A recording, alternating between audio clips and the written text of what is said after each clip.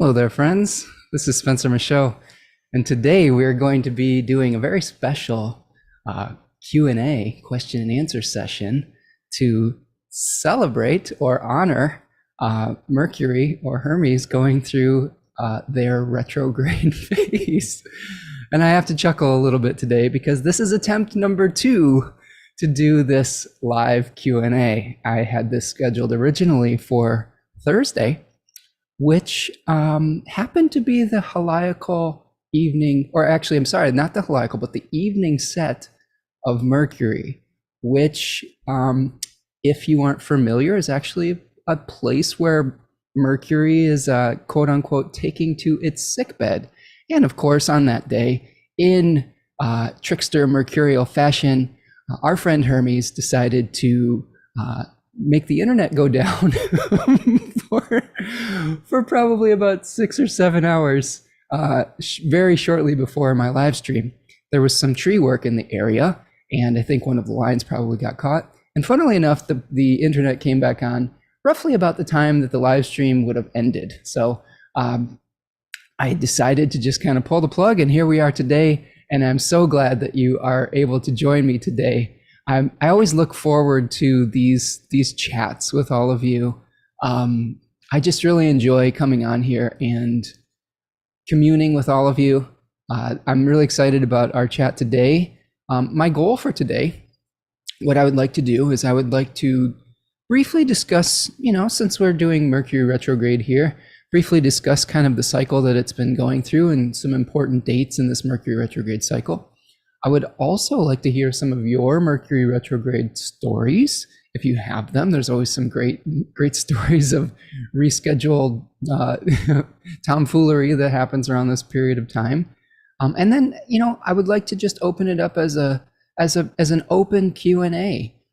You've got me for maybe a couple hours here. Anything you want to know about astrology, about divination, tarot. It doesn't necessarily have to be Mercury specific. It could be anything that you want to learn. I'm just kind of here to spend some time for you today. But I'm going to shout some folks out in the chat because I'm so excited that you came back today after we had a little snafu on Thursday. So we have Tarja is joining us from England. No, not from England. Sorry, from Finland. From Finland. This is going to be one of those days, isn't it? So Tarja, thank you for joining us today. Laura is here from Toronto, Canada, and had a good question that I will address in the beginning of the show here. If you did have a question, make sure maybe you put it back in the chat again so I can see it instead of having to scroll way back through to the old questions. Rachel is stopping in from across the Atlantic on an autumnal Irish evening. Hope things flow well for you with more ease today. Yeah, me too, Rachel. And welcome. I'm glad that you're joining us from across the pond. Big Steph 63 is here. Hello, my friend. Lynn is joining us. Hello, Lynn. Nice to see you. Prudence is here. Hello, Prudence. Yes, and Lynn's joining us from Vermont. Prudence, where are you from again? Are you New York? I don't know. Put it in the chat. We'll shout out your place of origin. Water Trine Muse is here from Oregon. Nice to see you, friend. We've got Alley Cat coming from the Bay Area. Well, welcome, my friend. And Rachel is asking, I would be interested in the significance of the retrograde taking place across 2 signs as opposed to just one. Would that be a more complex process moving between the houses? That's a great question. And yes, I will address that. I think that is a great way to think about things. I think it just really shifts the focus that Mercury is going to be placing as far as like what we're going to be reviewing. Maybe there was a different area of our life that we needed to review before we move forward with our projects or our ideas or things of that nature. And I'll try to touch on that for you. So Prudence is saying that they are coming to us from Alberta, Canada. All right, another Canadian friend. Cheers to you. All right. So a couple business things before we dive into the Q&A questions and all the good stuff. I have a couple things that I wanted to alert you to before we dive in today. First of all, I have a class coming up. So I have a guided group study class where I'm going to be going through Ancient Astrology in Theory and Practice by the lovely Demetra George. So this is sort of a combination of a book class, guided group study, accountability partner type of thing, community building experience. We're going to be meeting bi-weekly starting on September the 26th at 1 p.m. Eastern time. That is a Monday. So we will be meeting via Zoom every other Monday. We also have a Discord group where we're going to try to be asking questions. You'll be able to ask questions, reflect on the reading together, talk to one another. I will stop in there and answer as many questions as I can. I'm just really excited about this. This is a kind of, these types of groups are things that I've been a part of in the past. And I just really like creating space for people to connect with one another. I love teaching. I love trying to make complicated things simple for folks and try to bring some practical knowledge into the universe on some level.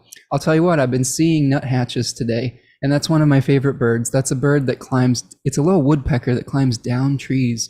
And to me, the symbolism associated with that is taking something from the divine and making it digestible, bringing it down to the physical plane. And I hope that that's what we'll be doing in that group. And I really hope you'll join us.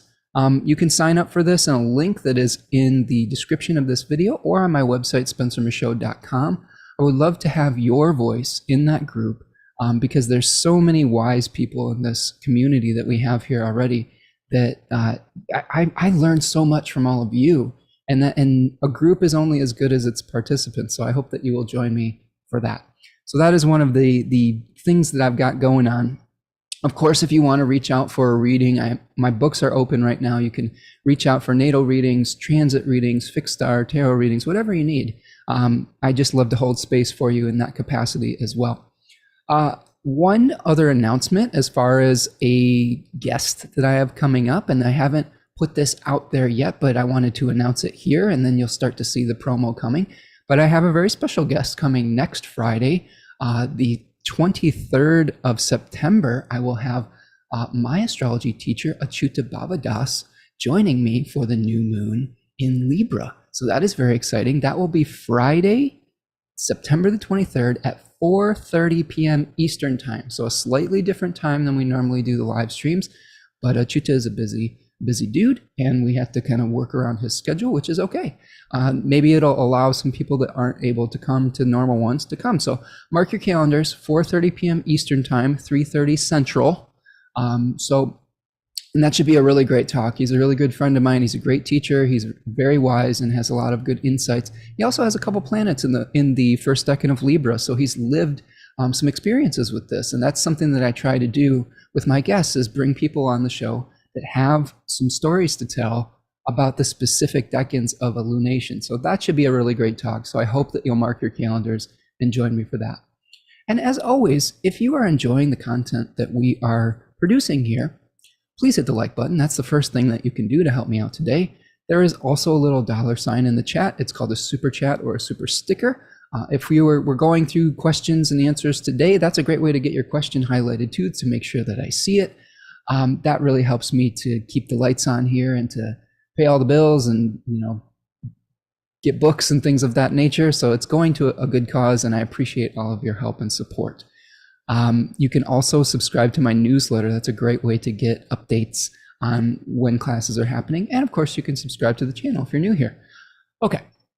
So we've got a few people saying, oh yes, Raven is here. Welcome, Raven. Just came from Achyuta's class this morning. Yes. Me and Achyuta have a lot of, I think we have some vibe in common.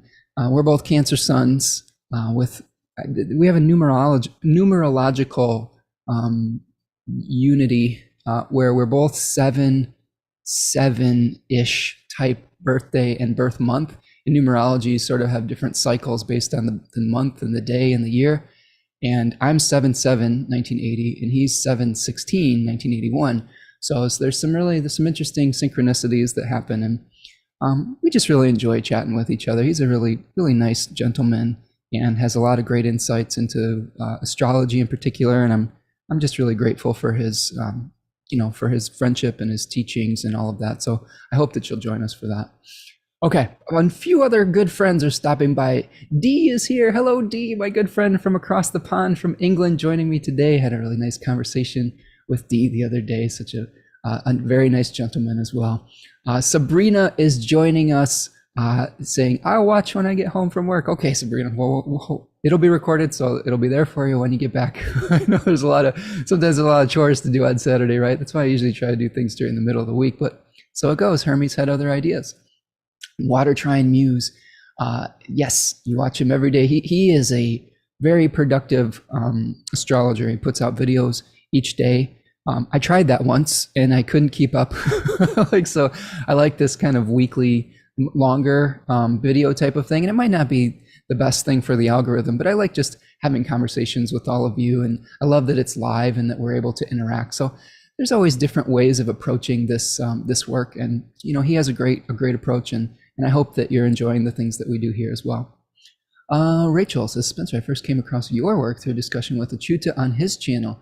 You clearly hold each other in great esteem. Friday is in the diary. All right, good, Rachel. Yes, I owe Achyuta a lot as far as starting my astrological practice and learning about Hellenistic astrology in particular. So again, very honored that he'll be joining me here. Dimfy is here. Hello, Dimfy from the Netherlands. Nice to see you. Yes, our internet is doing okay today. Hopefully, I had a mini panic attack at about 11 a.m., which was about 2 hours before the show was supposed to go down, and thought about some alternatives and things like that. But I love the quality that we have here with the lights and the nice microphone, and I think it was worth just waiting until I had my good setup instead of trying to scramble to go to a coffee shop or something like that. It would have been distracting, and I just don't think it would have been an ideal situation. Okay, so got some other folks that are singing Achyuta's praises, as we very well should. Okay, so that is sort of the business stuff that's going to be coming in the coming weeks, days, months, and things of that nature. So let me, before we dive into your questions, let me just briefly touch on this Mercury retrograde cycle, because there was some real learning experiences, that we had this week, me in particular, through what could possibly happen during a Mercury retrograde and when the timing might be the most succinct. I think this is something really that is very interesting to me, finding out when some of the challenges of a Mercury retrograde cycle may manifest. So what I'm showing you here is the beginning of the Mercury retrograde cycle that started on September the 9th, 2022, at 8 degrees of Libra. So this is one moment that is called a moment of phasis. So Robert Schmidt called these moments phasis moments, where a planet was speaking louder. The omen was speaking louder than it might normally. And oftentimes a moment of phasis is when a planet is stationing direct, stationing retrograde, going into the heart of the sun. Like anytime it's kind of changing direction, that's something where the planet might be speaking quite a bit louder.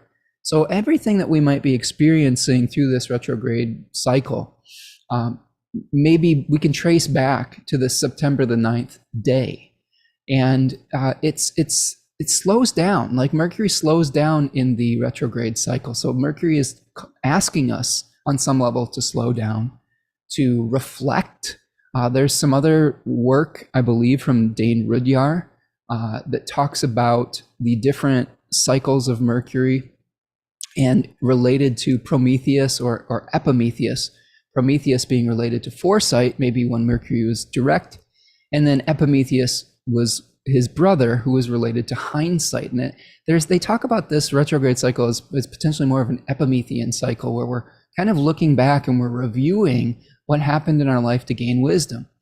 And of course, we have a few different points in the retrograde cycle that are important. So this is one moment of phasis, when Mercury stations retrograde. The next one is when the planet goes under the beams of the sun. And that's what we experienced on Thursday. This is called the evening set. Okay, so this is when Mercury has moved within 15 degrees of the sun. So what that means is that Mercury is not visible anymore at night. Right now, because Mercury is rising after the sun, it is said to be an evening star. And they call it the evening star because if we were to move this chart all the way over to the western horizon here, basically, okay, we would be able to see Mercury literally in the sky after the sun had set, okay? So when Mercury becomes within 15 degrees of distance between the sun and itself, it's in kind of the glow of the sun, and we can't really see it anymore. So ancient people, ancient astrologers, ancient mythographers thought of this as a point in time where Hermes, the god that went between worlds, was entering either the underworld or visiting Olympus. Now, I had a nice conversation with who I consider one of the experts on Hermes, Gary Caton, and I asked him, what phase is happening when Mercury is going under the beams of the sun retrograde? When is he entering the underworld? So he was like, okay, when Hermes is going under the beams and in the retrograde cycle, that's Hermes entering the underworld. The psychopomp Hermes, who is the guide of souls to the underworld, the guide of the dead, as transitioning the living to the afterlife. And then, maybe the direct conjunction is Hermes visiting Olympus. So I thought that made a lot of sense. There also could be some arguments that when Mercury is at its greatest elongation, that could be, Hermes visiting the gods. So your mileage may vary, but I do think that this is very important, that when Mercury is both retrograde and under the beams of the sun or invisible, that is its psychopomp phase, its chthonic phase, where it is underneath the earth or into the underworld. And if you are someone who does ritual practice to the planets, such as myself, you would benefit by switching the Orphic hymn that you would say to Hermes during this period of time. When Hermes is in the underworld, you would say the chthonic hymn to Hermes, the terrestrial Hermes. Okay, so that's a little adjustment that you can make to please Hermes around this period of time. It also just may be a point in time where we're feeling more reflective, where we may be searching within for answers rather than without, where things are gestating, where we're going back and trying to find wisdom through reviewing our past, through finding self-sufficiency rather than relying on others on some level. A lot of the times the answers that we have are within us, and we need to just trust our own intuition. And I think this is a great period of time for that. Now, this day, September the 15th, is called the evening set. We have multiple phases of a retrograde Mercury. We have the station retrograde, right? We have the Cazimi moment, which is when it's in the heart of the sun, when Mercury is conjoining the sun. I'll show you that in a second. We have the evening set here, which is when the Mercury is no longer visible in the evening, okay?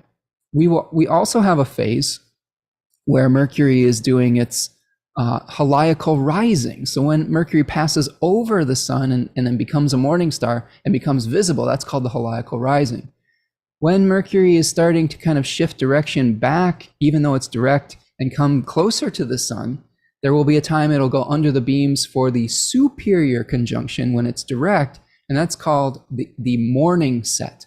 So that's when you can't see Hermes in the morning anymore. So these concepts are really illuminated in Demetra George's Ancient Astrology and Theory and Practice, Volume 1. Okay, when they talk about planetary conditions, solar phases, and things like that. So I would recommend picking that book up. We're going to be talking about Volume 2, which goes a little bit more into depth into the houses and how to delineate the meaning of a planet in a house versus just the condition of the planet, which the first volume talks about, which is equally important. But I think that, since the zeitgeist right now is that book just came out, I was going to start with that because I think a lot of people have already read Volume 1. And honestly, if you haven't read Volume 1, it's okay. You'll still get benefit from reading Volume 2. All right, so hopefully that makes sense as far as what is happening with Hermes and Mercury's phases during the retrograde here. So when Hermes is going under the beams, it's a real weak point for the planet. And I honestly didn't really think about this when I scheduled my Q&A. I was like, oh, it's at a moment of phasis. That's a powerful time for Hermes, but it was a powerful time for it to be weakened. So the internet goes out for a few hours as it's like, think about it like this. Hermes was entering the underworld and he got hung up at like TSA or something. He got hung up by security. It was like, all right, where's your credential? Where's your caduceus? Where's your all access pass? Like he forgot his caduceus up above ground or something like that. He had to be detained for a little while. So I thought that was really, funny, instructive, interesting. So be careful of what you schedule around those periods of time. All right. So when we have now, we can see Hermes is, getting closer to the sun. We will eventually, during this cycle, see a cazimi as we have a conjunction between the sun and Mercury.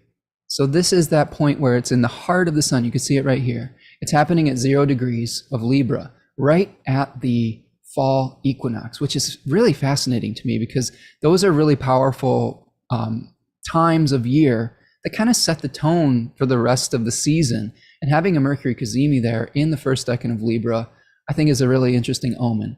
I think it's something where we're going to have a really powerful download of ideas, especially as it relates to partnership, equality, things that are fair. An awareness of imbalances, I think, is very important. You were asking me about earlier in the show here, what does it mean when we have Mercury moving through two separate signs? Well, first we have to understand, it's retrograde through Libra, and in the first decan of Libra, we've got this 2 of Swords kind of energy, where that's the decan where we're entering the underworld. We're entering the Egyptian domain of Maat. And we're getting our heart weighed against the weight of a feather. So there's judgments that happen in that decan. Virgo is about the preparation phase. It's about preserving what it needs to be preserved and sending it off into the next, as a legacy for the next generation. And then discarding the husk or the body that needs to be returned to the earth. Whereas when we get to Libra season, now we're saying, okay, let's judge the work. Let's judge how we did. So in this case, we're probably reviewing our judgment. Maybe we made a judgment too quickly, and we have to review what is fair, what is balanced. We have to review our work, and we may have to go back into the third decan of Virgo. Okay, as you can see here, I'll show you. This is going to happen on the 23rd. We're going to see Mercury cazimi in the morning, the day that I'm talking with Achyuta, which is fun. That's fun that we'll be talking on a Mercury cazimi. And then Mercury is going to be heading in a matter of hours back into Virgo, okay, back into third decan of Virgo. So to bring about balance, Hermes might need to review the material process that we've been going through. So that last decan of Virgo is the 10 of Pentacles. It's syncretized with the 10 of Pentacles in the Rider-Waite Tarot. And that decan is all about the end of a material process. Like, what are you going to pass on as a legacy for the next generation? What needs to be discarded? There is questions of entropy in that decan. So entropy being like the dissolving of order, like the instead of things being held together, it's the breaking apart of structure and atoms. So a lot of the times at the end of Virgo, we're trying to keep things together that we want to preserve and allow the rest of it to scatter, right? Like this is like you're preserving something for the winter and you're returning the things that are obviously decayed or decaying or flawed back to the earth. And it's a very interesting process. We may be going back and reviewing the things that we were trying to preserve on some level. There may be some review process that happens. So eventually in this cazimi cycle, after Mercury has retrograded back into the third decan of Virgo, we're going to see Mercury turn direct on October the 2nd at 24 degrees of Virgo, right? We'll have Venus already transitioned into Libra, helping out the sun here, because the sun is not super happy. It's said to be in its fall in Libra, so a difficult place for the sun, but it should start to help out a little bit when Venus is here. We had a really interesting condition where Venus and Mercury were exchanging domiciles or exchanging signs. It's called mutual reception. Even though they weren't able to witness one another, there was some kind of secret communication between them. I also, wanted to point out that Remco, one of my friends from the Netherlands, was he was the one that really kind of like reminded me of the evening set of Mercury on the day we were trying to do this Q&A the first time, and he was also talking about, I believe, oh man, what else was he alerting me to? Yes, that's it. The Antisha, potentially, that was going on between Mercury and Neptune earlier in this process. So if we go back, we have a relationship between Mercury, let's see, go back a little bit here, right about here, I would say. Mercury at about 6 degrees. This is today, actually, that we're experiencing this, is the Antisha between Mercury and Neptune. Antisha is a interesting concept where we see two signs that have equal daylight on either side of I believe, the equinox and the solstice. So with Antisha, we've got and this is how you figure it out.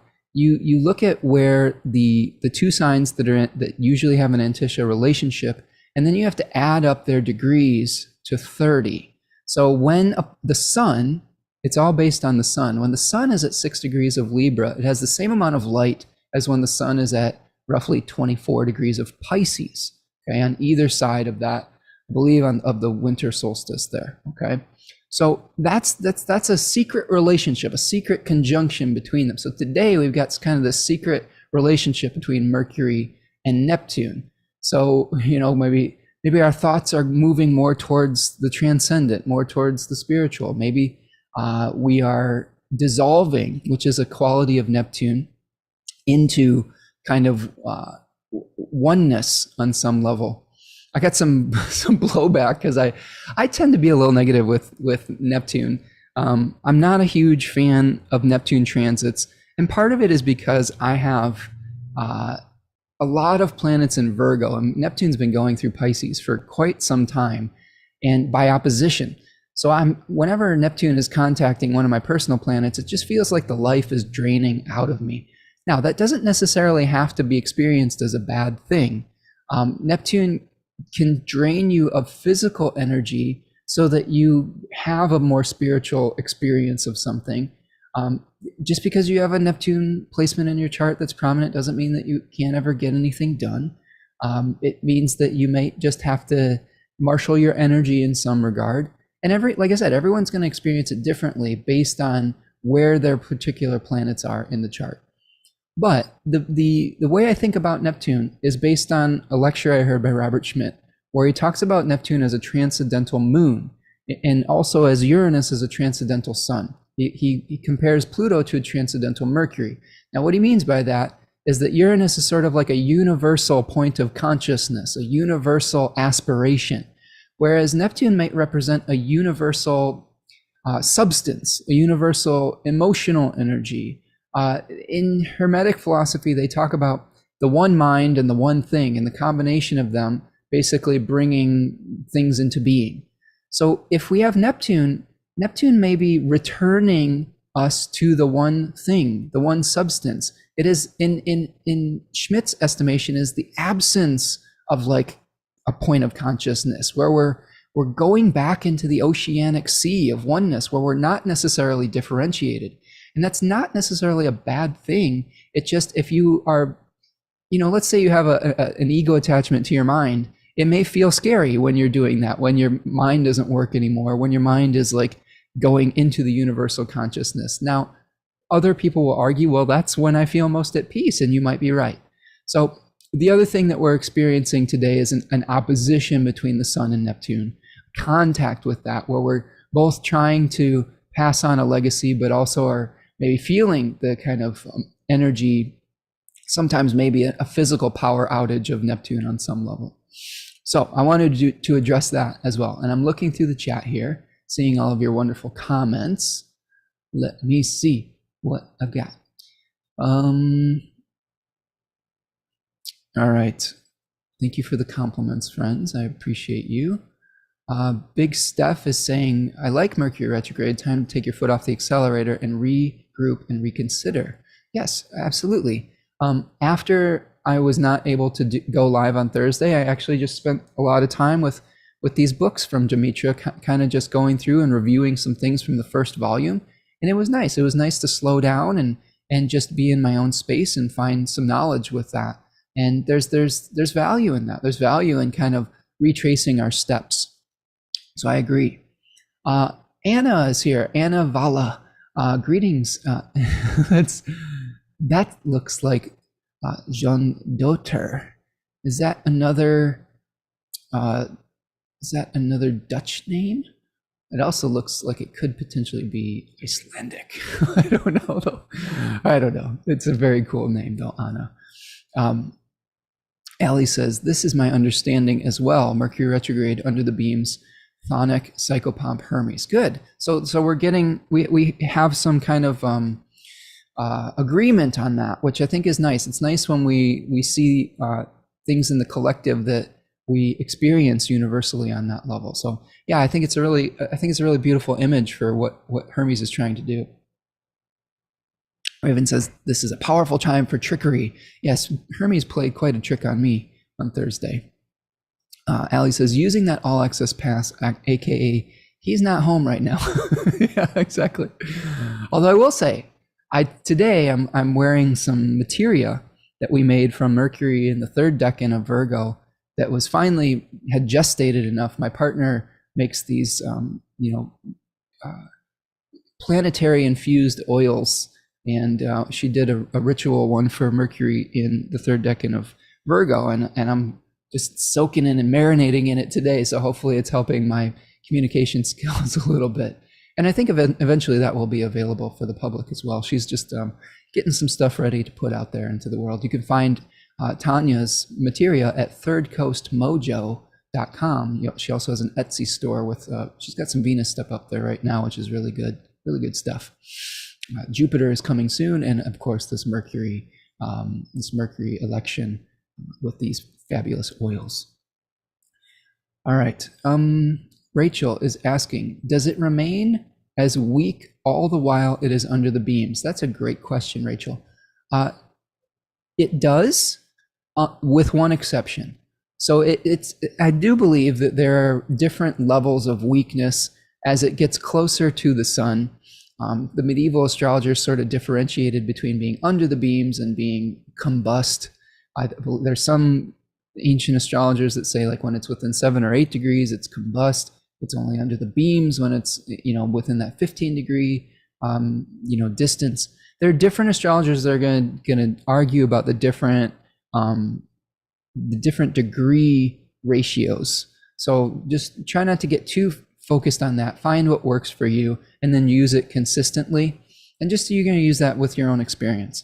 The exception that we're talking about, Rachel, is that when it gets into the heart of the sun, I showed you that when it was at 0 degrees of Libra, it is renewed in that furnace of the sun, and it is supposed to be like extra powerful, actually. So that's when we might get some downloads of information where Hermes is speaking very loud. We're getting the awareness and clarity of the sun infused into the mind, infused into our ability to communicate. So take notes when that Kazemi is happening. And that's going to be the 23rd of September, which, like I said, that's when Achyuta is going to be joining us. So that I hope that we'll be able to communicate some really interesting insights on that day in particular. And then when it's rising from its sickbed, it's probably starting to gain strength once again. And then it's going to be, becoming healthy once again when it makes its heliacal rising. And we can see that the heliacal rising, I'll just show you that real quick too. So you could see here it is coming into the conjunction. Okay, there's the Kazemi moment. And now it's rising from its sick bed, okay? And then once we get to this direct station at 24 degrees, it's roughly about 15 degrees of separation at the direct station.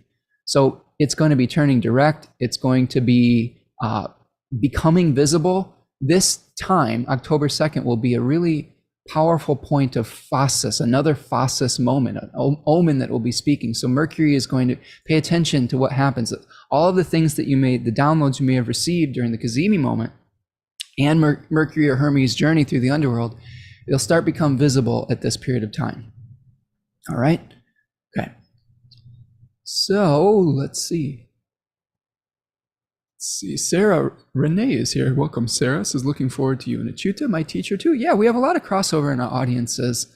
Full disclosure, his audience, whenever I bring him on the show, I get a huge boost in viewership because he has a huge viewership. And it's really nice to see some folks that are supporters of him coming over and kind of getting a little idea of what we do over here too. It's a little bit different. It's not exactly the same, but there's enough overlap that I think that there's something for that audience here that may be a little bit different, and there's something for our audience with him that may be a little different too. So it's always good to get another perspective. That's why I like bringing people on the show. Raven says, Neptune has been on top of my Saturn and opposing my Mars, and it has been really draining. Yeah, that's been my experience of Neptune. It is a drain, a physical drain. Now, what happens when we have a physical drain? It may require us to have more of a spiritual consciousness. So don't take offense if you have if you identify with a strong Neptune placement. It just may mean that there may be times in your life that you really have had to spiritualize or transcend some of the physical to get things done. You still have a body, you still have a will, you still are able to do things in the physical world. They may just be colored by that Neptunian lens on some level. And you may have to just pace yourself. Ali says, I feel like Saturn comes into play a bit more when the sun enters Libra. Saturn comes into play. Since it is in conjunct the domicile ruler, the exalted planet comes into play, Saturn trine the sun by sign. Okay, so let's unpack that statement. There's a lot going on there. All right, and Anna is saying, Icelandic, yay, I did. I recognized an Icelandic name, fun. It just reminded me of your most famous musician, Björk, who is, I don't even know if I said it even remotely correctly, Björk. I don't know if I need to roll my R's a little better, but Gudmundsdóttir, I think that's how you say her last name. I really enjoy Icelandic musicians. Björk and Sigur Rós is another of my favorites. So beautiful artists that come from that area. So back to Ali's comment. So Ali is pointing out that Saturn might become more prevalent in the conversation potentially. So since it is in conjunct the domicile ruler, okay, the exalted planet comes into play, Saturn trine. So I'm assuming, Ali, that this means that you're talking about the first point when the sun moves into Libra. Correct me if I'm wrong. Remember, I have about a 20-second delay on this video. So yes, the domicile ruler is in conjunct. This is a good point. Okay, now I think I get where you're going with this, Ali. So when we first have the sun moving into Libra, it will not be able to witness, Hellenistic astrologers call this an aversion. Modern astrologers call it in conjunct, where it's not able to witness the planet. So you can see that Venus is not able to witness the sun or Mercury, okay, when it moves into Libra, although we still will have the mutual reception between Mercury and Venus for a very short period of time, maybe like a day, okay? And what Ali is, I think, referring to is there is a concept that we've talked about a lot on this show that I learned from Martine Hermes, who was a guest on Achuta's channel, Nightlight Astrology, where the exaltation lord takes over as takes responsibility for providing resources when the domicile lord is not being able to witness. So here we have a trine from Saturn, saying, hey, we're going to give you material to work with rather than Venus right now. And we have to wait for Venus to come back home before she is able to provide resources. So these first few days of Libra, okay, and we'll just even look at it here. Venus is going to move into Libra right here in about the 29th. So between the 22nd and the 29th, the Libra energy may have a more of a Saturnian feel to it, because we're going to have to be dealing with the energy of the collective, figuring out what is good for the whole, what are the blueprints. And then Venus comes back to harmonize and bring some fairness and justice to the table. So that, I think that's something to keep an eye on. But remember, and I keep harping on this with my Libra clients and Libra, divinatory insights. Libra is not just automatically balanced. When we get to the beginning of Libra, we may have an awareness of imbalance. Remember, the first decan of Libra has a 36 heirs of the zodiac spirit or daimon called the Uranes, and they were these monsters that punished crimes that went like, what's the word? Well, they created justice for crimes that had gone unpunished. So people would pray to the Uranes to bring justice to these situations that the legal system hadn't, taken care of.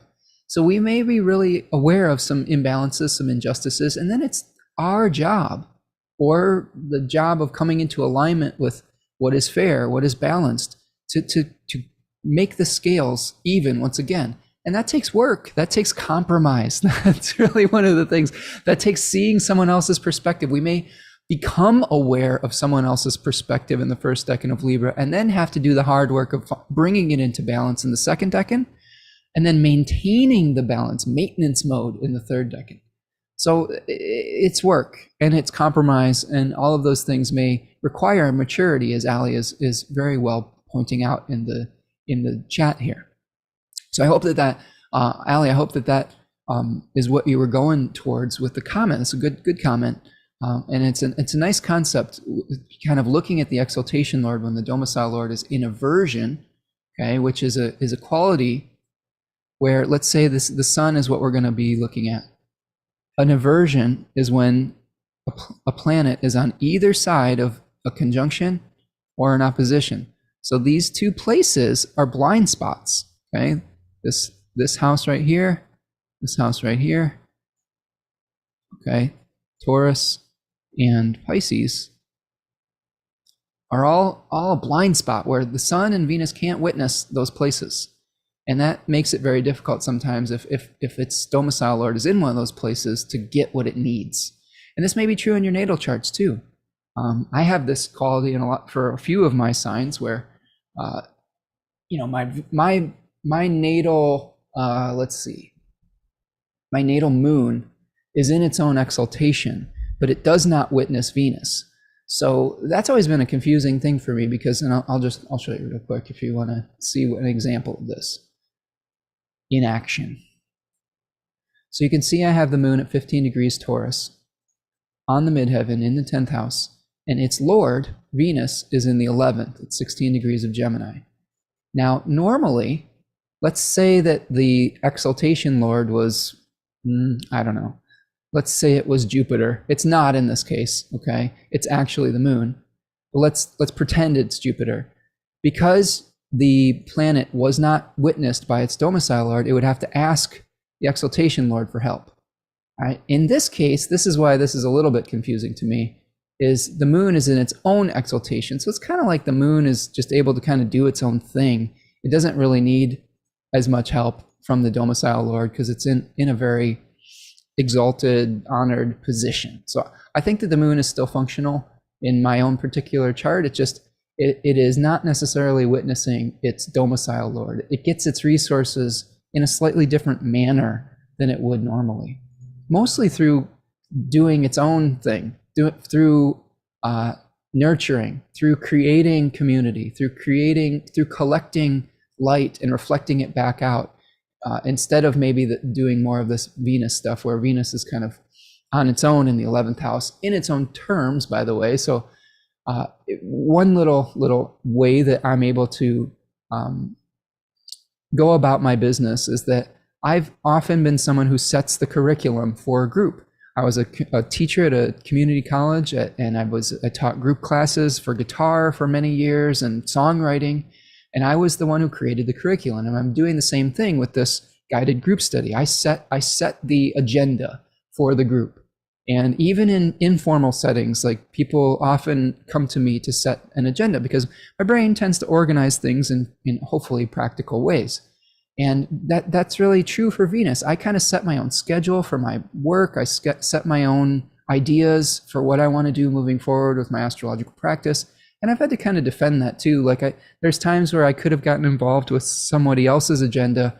And as I've gotten older, I've said, I don't really want to do someone else's agenda. I want to do my own agenda. And that makes me feel good. That makes me feel free. Freedom is really important to me. So I feel more motivated when I feel that freedom. So I hope that that's an interesting example of what Allie was pointing out, as far as in a planet that is taking over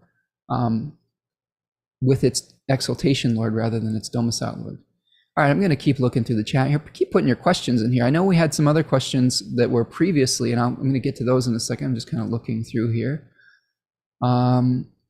Rachel says, oh, Unity is here. Hello, Unity. Nice to see you.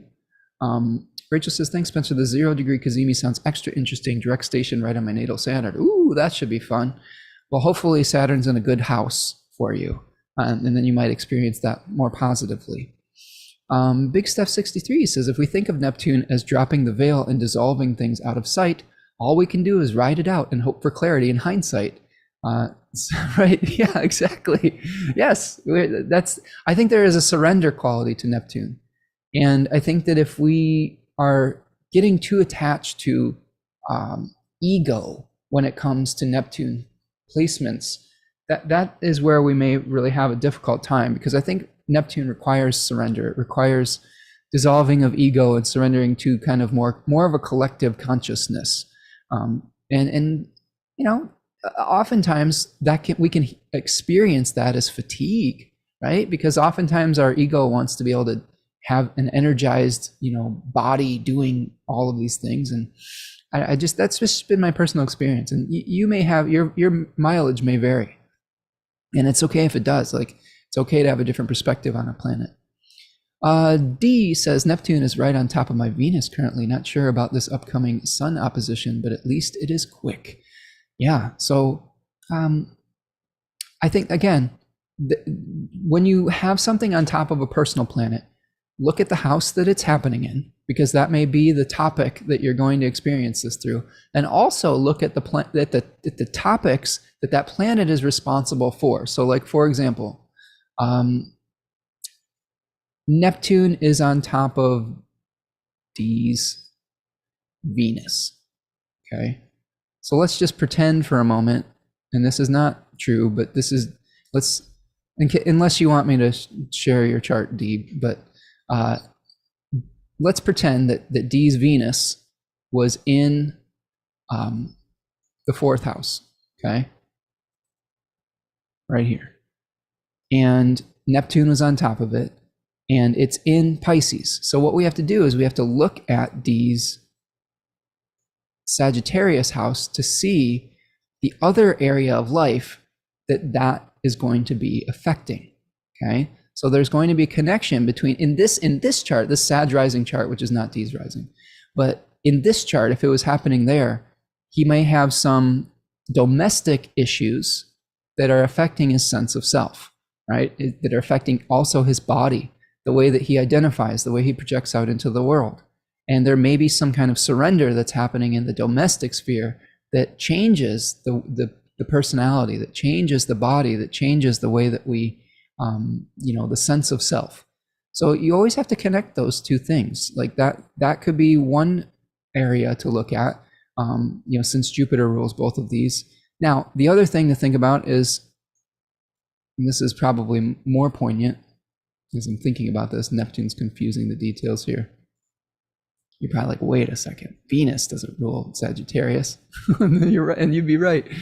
Venus rules Libra and Taurus. So also Venus would be affecting, Neptune on Venus would be affecting this, in this chart, the 6th house and the 11th house. So there'd be topics coming in with maybe the 6th house of injury and illness and the 11th house of groups. So you always looking at the houses that the planet is ruling, okay? And Venus in this case is ruling Libra and Taurus. I do think that that we do still feel the connection of the two Jupiter-ruled houses. I mean, I think that that's still legitimate. That wasn't the point I was trying to make, but you will still feel connection between these houses that are, I guess they call it like ingirding in the Hellenistic nomenclature. So there is a relationship between those, and you'll feel that energy. Okay, Raven says, yes to spiritual stuff. All I've been wanting to do is yoga and listen to astrology and tarot podcasts. There you go. You're having a Neptune transit. sun up. We're all having a Neptune transit right now, sun opposite Neptune. So I guess we have to be clear about the details today, because that's another thing that Neptune can do, is especially in Pisces, is going to fudge the details a little bit. So we have to double check, right? So I'm glad I double checked there. Rachel says, I empathize with Neptune oppositions. Thumbs up from Anna. Allie says, I was looking at the first few days of Libra. Yeah, so good point, Allie. So I think we really dissected those first couple days and Saturn's influence, more so Saturn's influence, until Venus is going to be moving into Libra.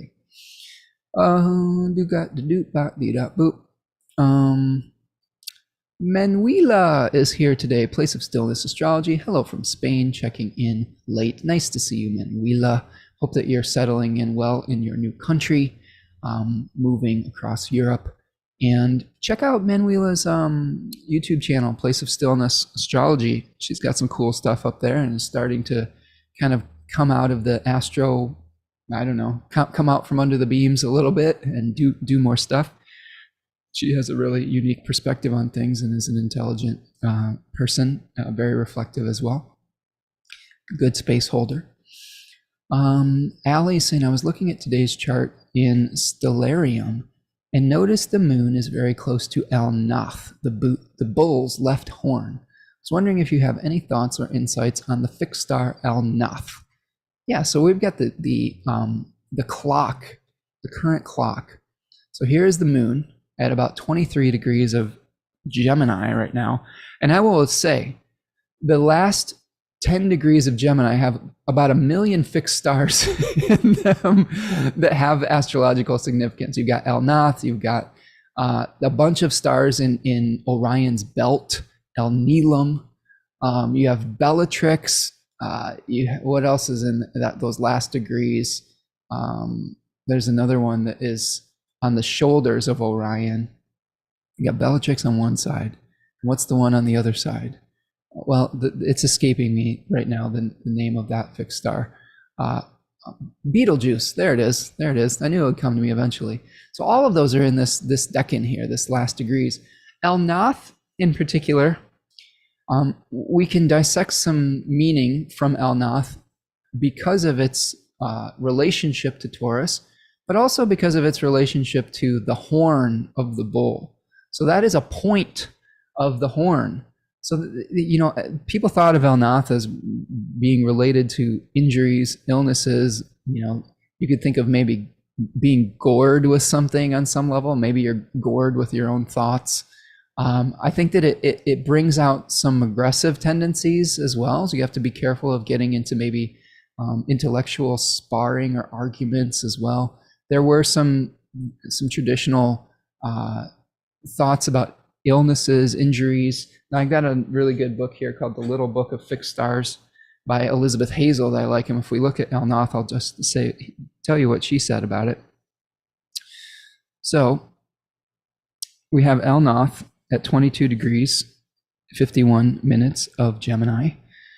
This is the beta star of Taurus. It has a magnitude of 1.6. Remember, magnitudes that are lower in number are actually brighter, so they will have more power if the number is lower.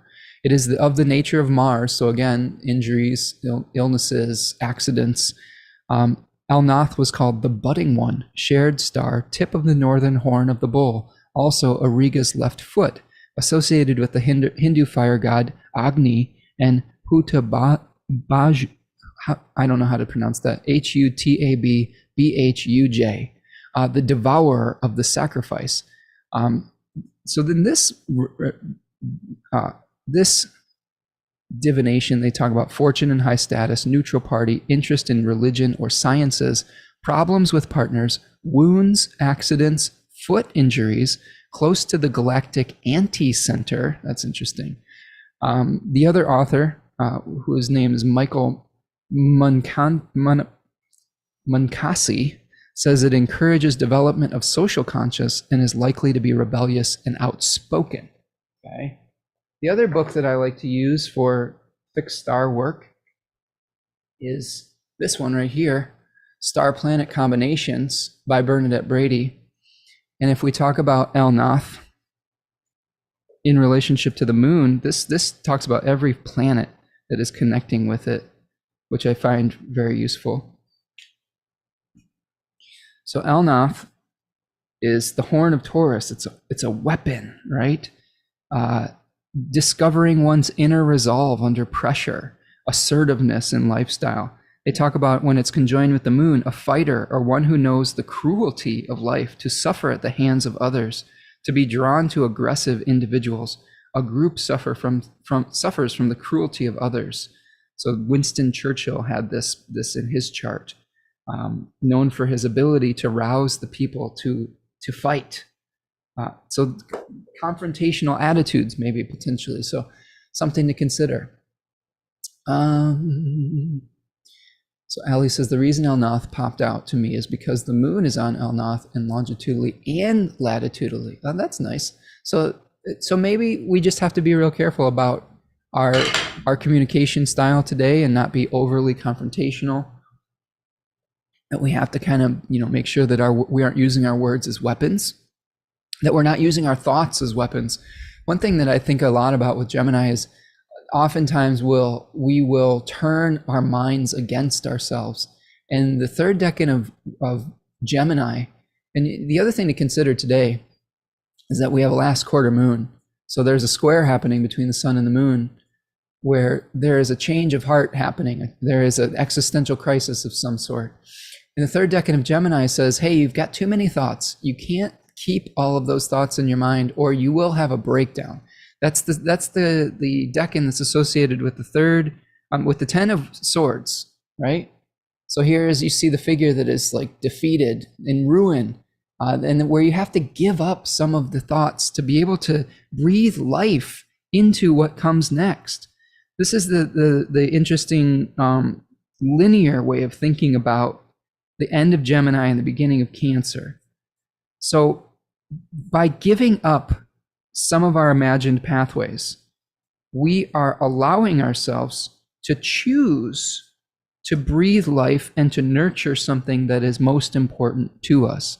And we see that happening in the Two of Cups here, where we are having union of body and mind, where we're saying, okay, we've let go of some of the things that were distractions. We've let go of the imagined pathways, and we've chosen a life. We, as the myth of talks about, we've chosen a lot. We've discarded the other ones, and we say, this is the life we're going to choose. This is what we're going to choose to breathe life and nurture.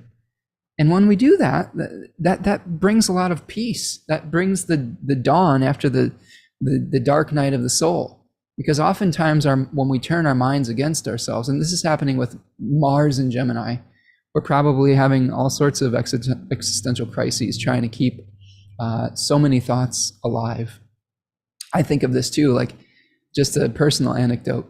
I started playing fantasy football with a group of people, and for those of you who don't know, I was also recently a guest on Achuta's channel, starting an Astrology of Sports podcast. I'm joining him and my other good friend Kip doing the Astrology of Sports. We started off with football, and in addition to this, we are practicing the age-old, masculine fall tradition of fantasy football. And for someone with an analytical brain like me, and I think that, it's actually, I'm having a lot of fun doing it. I think it's really nice to be able to sort of, quote unquote, bro out a little bit. I think a lot of times in these astrological spaces, we are getting in touch with our sensitivity and holding space. And, there is a part of me that really just enjoys sports, that just enjoys the gladiators butting heads like Al Nath and analyzing the statistical analysis of it. That was something I did a lot as a kid. I really loved sports. Sports was something that I was consistent in my youth. I really bonded with my grandparents and my family over it. And it was something where, it was cross-generational. Like the Green Bay Packers was a team that my grandparents loved to watch on the weekends. And we'd just sit there and bond over the shared energy that we were putting towards that. And I've carried that with me into my adulthood. But what my point about that, my roundabout way of saying, is that fantasy football has activated my brain to be very active. Like you have to analyze all sorts of things to decide which players to draft, which players are going to be injured, which ones you should play this week, whether they're at home or away, whether it's raining, whether the player is going to succeed against a certain defense or not. And it's a lot of choices that you have to make. And I felt really overwhelmed the first week doing this, trying to make all these decisions. And I was like, wow, this is very much, Mars, really having all these little micro decisions of possibilities. And I just had to chuckle at it. And it's all in good fun. There's no money involved or anything. We're just doing it for fun. And it's just nice to be able to do something that's not so serious. That is a nice counterbalance to some of the very serious work that we do as astrologers, where oftentimes people are bringing us the darkest, most difficult issues that they have in their life. And we have to hold space and try to find solution for that. And that can be really, as a sensitive, empathic person, it can be really heavy. And just having something that many people consider frivolous, including myself on some level, it's just nice to have lower stakes. Does that make sense? Like having something where you can put some brain power to something that's not life and death, that isn't like someone's hardest, most difficult thing, and just enjoy it for what it is. So I think that that's something that I hope that you all are finding in your life, without overwhelming yourself or getting too overwhelmed with all the details involved in it. Okay. So Manuela says, the first time I heard of fantasy football, I imagined my friend running around the court dressed as hobbits and dwarves. That's funny. It's not too far-fetched. I mean, we dress up in the uniforms of the teams that we like sometimes when we watch these things, if we're really serious about it. And we're eating good food and nachos and wings and things like that. It's not much different than what I imagine a dwarf or a hobbit might do when they really enjoy something. So I like that imagery, and I know how silly it is. It's definitely something that I enjoy putting energy into, but I know it's not life and death. Although when I was younger, I used to put a lot more of my emotional ego into whether my team had won or lost. I would be really depressed for a few days if the Packers didn't win that week, and I'd be really flying high if they did. And I've learned as an adult that that's not super healthy. And as what fantasy football does is it actually allows you to have an emotional investment or a little bit more objectivity when it comes to the other teams. Now I actually can root for some people on the other teams instead of just only being so narrowly focused on the team that is my quote unquote kin. And I think that there's some wisdom that comes out of that as well. Big Steph 63 says, I have natal Mars at 16 degrees Sagittarius in the 9th house. Been walking that line of needing to know all the details of this historical time and keeping myself in a witness or observer role. Yes, having a Mars opposition is there's probably some difficulty for sure. where you want to see the big picture. You're usually trying to unify all of these details, and what Mars is doing in Gemini is just splitting our attention in 1,000 different directions. But I think a part of it is for the purpose of exploration. But eventually that exploration is supposed to give you information to make a choice. So we're preparing for Mars to turn retrograde in the 3rd decan of Gemini, where we might say, this is what this is what is important, this is what isn't. I'm going to get rid of this other thing so that I can breathe life into what is important to me. Now, since Mars is going to turn retrograde, you may want to be absolutely sure that what you're discarding is appropriate, because I think that it's very easy to misjudge something when Mars is turning retrograde in the 3rd decan of Gemini. And it's important not to make an all or nothing ultimatum in that particular decan. It's very easy for things to get into high contrast and see things as black and white and make an idealistic ultimatum that you may ultimately have to back off of. Okay. Lisa says, I love seeing you enjoy something light and fun. Yes, me too, Lisa. You know, one of the things that I've noticed throughout my exploration with fantasy football is that being someone in his early middle age, I'm 42 years old, and a lot of responsibilities and heavy things start coming to you at this age. Your parents are aging or passing away. In my case, my mom passed away earlier this year. Your children, if you had them when you were younger, are getting older and leaving the house. My daughter just left for college. There's a lot of responsibilities with taking care of aging parents if they're still around. If you have younger children, you're inundated with responsibilities. If you are a homeowner, you have a lot of responsibilities fixing your home and all of these things. It's not an easy time. We're all working hard and trying to support ourselves. Friendship becomes harder. You start to find a disconnect between the younger generations. It's hard for me to talk to my own daughter every once in a while. I'm starting to see the generation gap at 42 and 18. And we start to feel like the younger generations are casting us aside. It's harder to make friends because we're so busy. And just something like a fantasy football league or something like that, it's so nice to be able to reconnect with friends with low stakes. And I hope that I will provide another avenue for that with my guided group study. I hope that all of you who are like astro nerds like me will join me so that we can find some community. That's what's really great about it, I think, is just having a shared interest and being able to connect across different states, across different continents, across the ocean, which is so cool that we're able to do that in this time in history. And what I love about it is getting all of your perspectives too. This is what I'm hoping for that group, is that you will be able to shine your light and be seen, and to be able to witness others as well, and see how someone else and their perspective might come into play. Because a lot of times as astrologers, what we're doing is we're just off in our own little caves studying. Society doesn't really understand us for the most part. It's getting a little better, but it's still a little bit of a weird thing to bring up at like Thanksgiving dinner with your family that might not understand what you're doing. And I hope that just create a safe space for just everybody to be their weird astro selves, and that we ask a lot of good questions that will help us to see things from a different perspective. This is the key with that. Okay. So Lynn is saying, too many choices in fantasy football. Yeah, Lynn, have you played fantasy football? Because there are.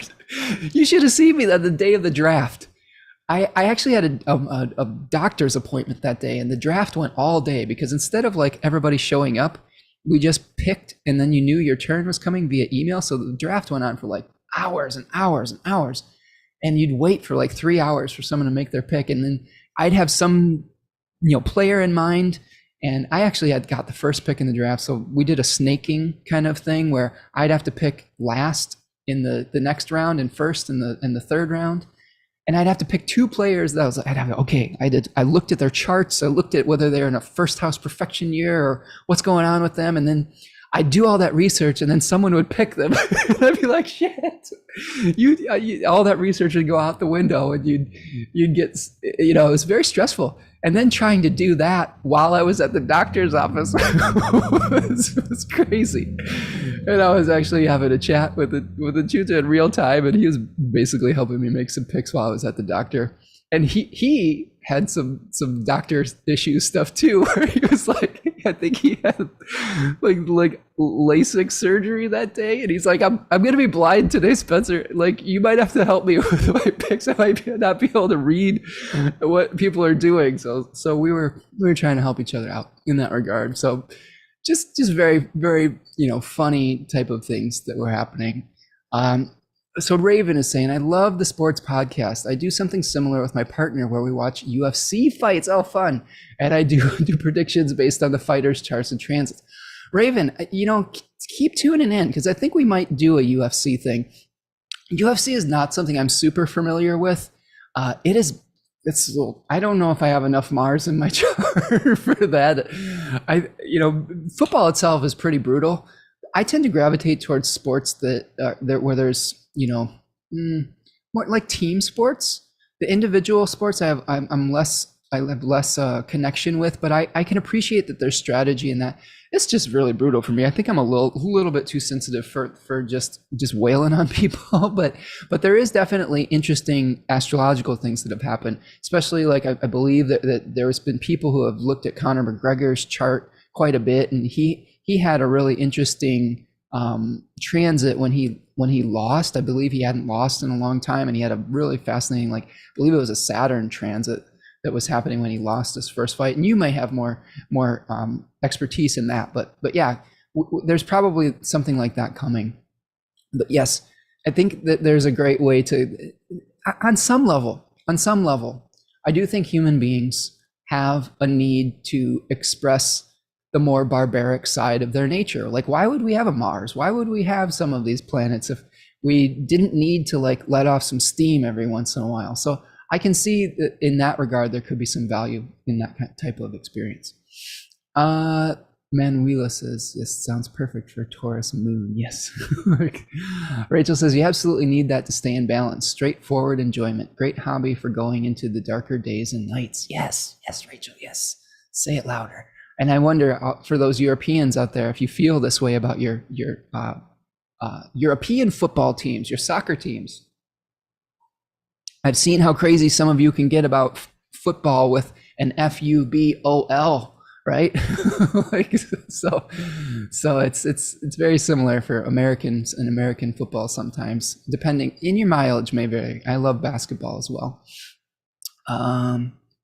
What some of you may not have known is that I was an athlete growing up. I played baseball, basketball, and hockey. I was a big hockey player. I traveled around playing hockey, and there was a huge part of my youth participating in group sports and being part of a team. So it's something that I miss competing as an adult. And I think that's maybe some of my Leo rising stuff. Leo's like competing. Big Steph says, Raven, I love the international rugby. Yay. Predict results by the gusto behind the anthems. Oh, that's great. I love that there's so many different ways to divine. It's whatever we're tuning into. The other thing that I'll say about, and let me stop my share just for a minute here. We'll keep looking at this. I'll bring the chart back up, but maybe we'll see this here. One thing that I love about doing fantasy football is this. I really am starting to try to look at the charts of the athletes and see what happens with them, especially when it comes to injury, because injury is so important in football. It's a very brutal sport. A lot of these folks get injured, and that really affects their performance moving forward. And anything can be instructive when it comes to astrology. It could be sports, it could be football, it could be when you feel like going to the grocery store. Whatever you decide, you're learning something that will help with your astrological practice. So finding some really interesting connections with when people get injured. Like, for example, there was a defensive player named TJ Watt. He plays for the Pittsburgh Steelers. He's a defensive end / outside linebacker, very good defensive player. He tore his pectoral muscle in the first game of the season as the sun was making an exact conjunction with his natal Chiron, which is something I don't use a whole ton, but it makes sense. Chiron was a wound that was unhealable. He had a wound that was unhealable. so there's a sun Chiron connection when he had a very serious injury. So those are the types of things that we're looking for with fantasy football. I have a strategy where I was looking at perfection years of players, and I sort of avoided players that were either in 6th or 12th house perfection years, where they may not be really in control of whether they get injured or things like that. I was looking for players in 10th and 1st house perfection years to maybe have better luck in those years. That's difficult though, because it's hard to know the condition of the planet that is their time lord. So that's a little bit shooting in the dark. I had another person that reached out to me that does some sports stuff that was looking at the charts of coaches to determine whether the team would be successful this year or not. I've been kind of comparing the chart of the Super Bowl and the chart of the starting time of the game in players' charts, but it's really interesting to see the coaches' charts too, because they are the kind of the figurehead for a team. So all sorts of different angles to approach it from. Okay, let's see. Looking through the chat, Uranus opposition. For me, yeah, right. Yes, I'm going through a Uranus opposition, Big Steph. I don't. In the 4th and 10th house, maybe you're referring to someone else, but yes, I'm feeling my Uranus opposition. Ali says, big feels on the spiritual energy with Neptune opposition. I've always been getting into Sriyantra and Mahavidyas. I'm sorry if I'm not pronouncing these right. Very interesting astrological insights there as well.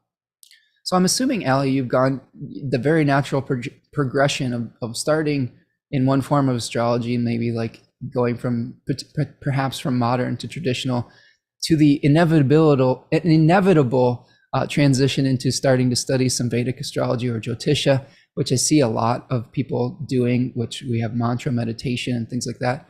I haven't quite gotten to that phase yet, more so because I really want to dive into the Greek before I try to learn a whole new system. But I'm finding that people are having some really good insights from bringing in Vedic and Jyotisha insights as well, partly because I think that lineage is mostly unbroken.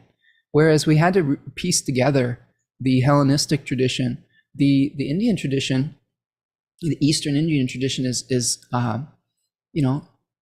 intact on some level. So there's some interesting correlations between Hellenistic astrology and the Vedic system as well. So pretty cool stuff, especially for remediation. I think that's what they excel at quite well, is finding a solution for these afflictions, whether through gem essences or mantra meditation or things like that. And oftentimes we have difficulty. I know that for me, like sometimes with traditional astrology, it shows us the afflictions that we have, but it's like, well, what do we do about it? What is being asked of us in the chart? Okay, let me keep looking at the chat here. Lynn says, yes, I played years ago. Never had great luck with getting the players I wanted. I'll tell you what, Lynn, my biggest problem in the draft was I was way too sentimental. I'm a Cancer, Cancer sun. And I wanted to draft all the Packers.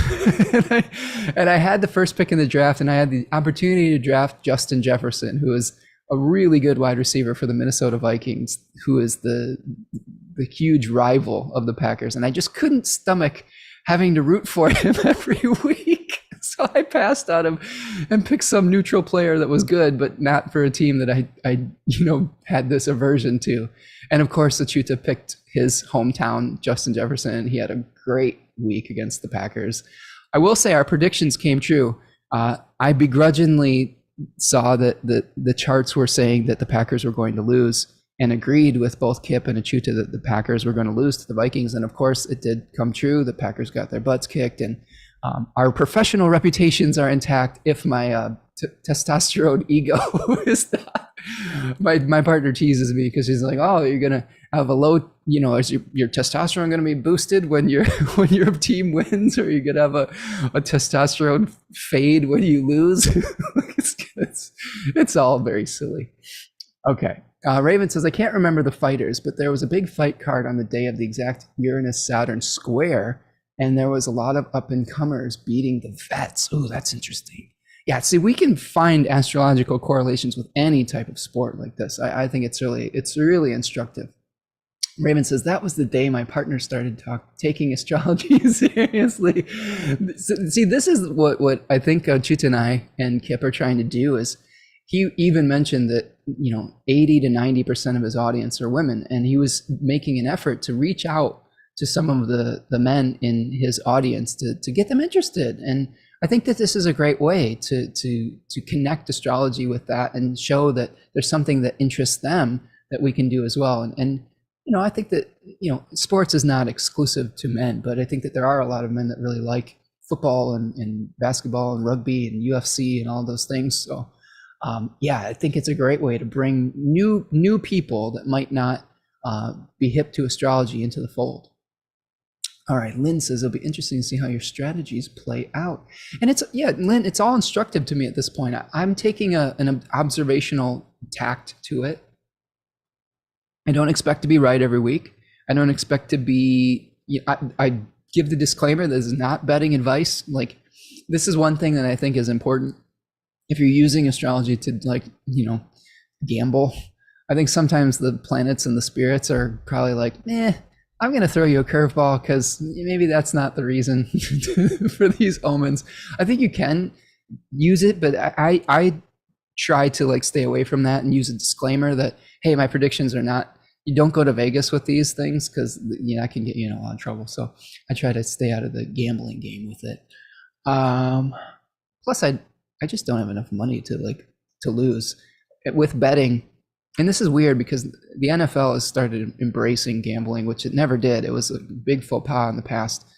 But I think that with all of that, don't bet anything that you can't afford to lose. And in my circumstance, I got too many responsibilities to be betting money right now. I just spent a bunch of money fixing my furnace, and that that's where that money needs to go. Maria says, a little bit late, down with COVID. Oh, I'm sorry, Maria. Hope you're feeling okay. Big hello from Belgrade. Well, take care of yourself, Maria. Hope that you're doing okay and that you're healing up well and taking it easy. Do you have Mercury placements or maybe even Virgo or Gemini or Libra stuff? I wonder if that is coming into play with your illness, with Mercury, quote unquote, taking to its sickbed. Oh yes, Steph, that was for me. Thank you, Steph. Let me go back and see what you're referring to here. Oh yes, the anthems. Okay. Yeah. Oh, Uranus Uranus opposition. Absolutely, yes. I'm definitely going through that. Definitely, with my professional and my home life getting shaken up on some levels.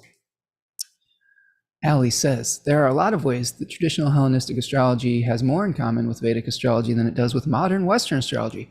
I agree 100%, Ali. I think that because of that unbroken lineage and because of the influence that the cultures had to one another. Remember, there was trade routes from Greece and Mesopotamia and India and all of those things. And culture is it's not just one culture that's, that is isolated. Sometimes it happens like that, but oftentimes there is this interaction between them and they're sharing ideas. There's a lot of Egyptian mythology and philosophy in ancient Greek philosophy and astrology. And there's a lot of Greek in the Indian system. There's a guy named Kenneth Miller that has a really great talk. I believe that he called it, "There's a little bit of feta in my curry." And he talked exactly about this, about the transmission of culture between different places in the world. All right, I'm taking a look at the chat here. Big Steph says, the years between my Uranus opposition and Chiron return were such a wondrous time of realization and serious soul experiments. Life is such an amazing gift. Well, that's good to hear, Big Steph, because it's a weird time in my life. I'm learning how to be how to identify completely differently. A lot of my life was identifying as a parent, and my role as an authority figure, as a parent, and sacrificing a lot of my time for my daughter's needs and giving her advice. And now she doesn't really want that advice, which is okay. Maybe she'll circle back around. And I think she and I full disclosure, we've had a little bit of conflicts the last few weeks because I've been still trying to give dad advice, and she's like, I don't want your dad advice. And to me, it's painful because I create a lot of identity through trying to help people and give them practical advice. And when it's rejected, it hurts a little. And I'm learning, though, that she has to do her own journey, and she has to kind of learn and make some of her mistakes on her own. And she's trying to assert her independence. And now I have to figure out, what do I do with my time?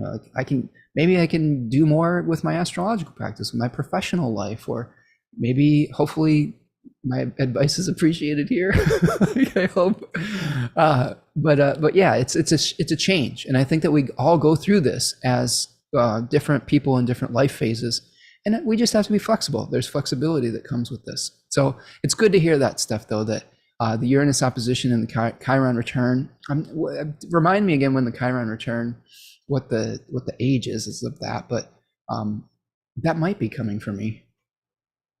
Where is Chiron right now? It's in Aries. Is that right? I should have one coming up pretty soon. I don't have I don't think I have Chiron on the chart. There it is. Yeah, it's in Aries. So once Chiron, I don't know when it'll actually move into Taurus, but I have Chiron in Taurus, so that'll be my kind of little thing there when that's happening for me. So yeah, I have Chiron near my moon and in the 10th house. So you all are seeing a big face full of Chiron in these shows, where I think that one thing that I try to do is expose my own vulnerability and teach through my own experiences and some of the hardships in my life, and sharing vulnerability. And I think that's a Chiron signification that I've experienced as well. But Ike, Beth is here. Hello, Beth. Beth says, I've never had a retrograde like this. Hello, Spencer. Yes, it has been, I've heard a lot of stories, Beth, that this has been a really funky one. And I'm wondering why it's so crazy.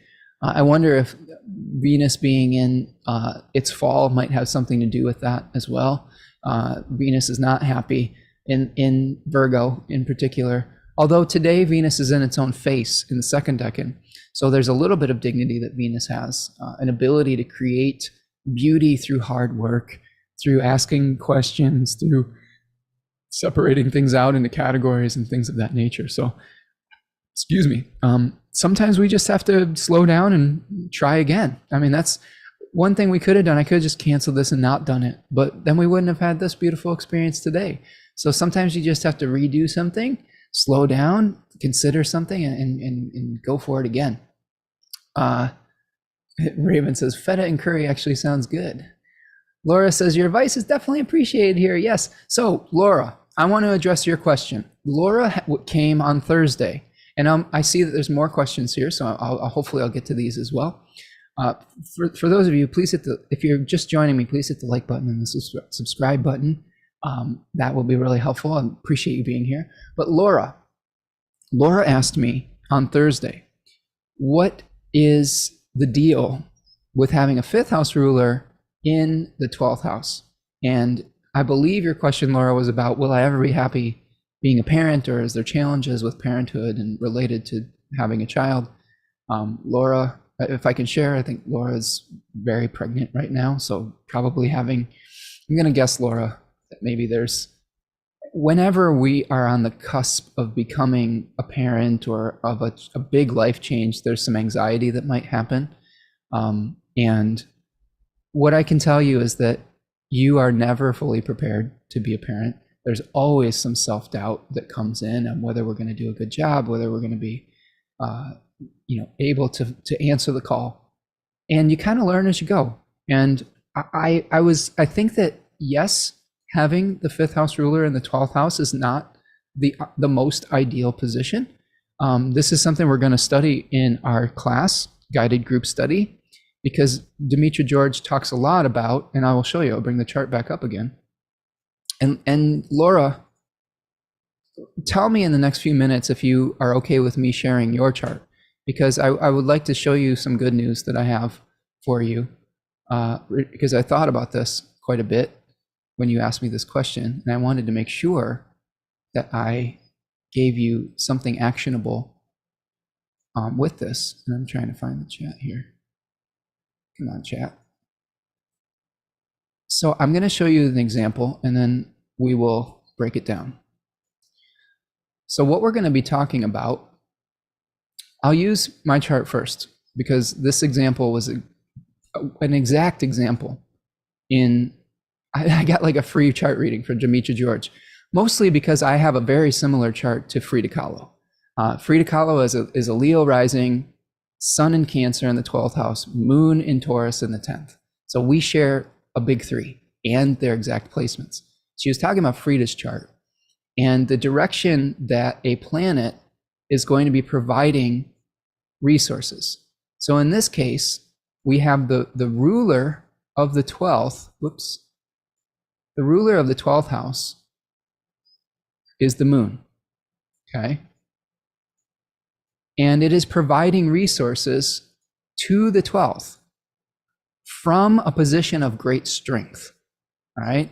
So we may be seeing that the topics of the 12th house are going to be experienced in a way that is very public, that will bring honor and merit to this person. And in Frida's case, Frida had some really difficult experiences with accidents and injury and illness, but it led to beautiful art that brought her honor and merit and longevity, that like she was very well regarded after she passed too. And this is something else that we can see with the 10th house is, what do people think about us? What is after we're gone too? So in my case, hopefully I'm doing something similar. I've gone through some really difficult things in my life, and by sharing those with my audience, hopefully that is bringing me some kind of grace and a good reputation, I hope. And it is helping to pull those two planets, the Sun and Mercury, out of the mire of the 12th house.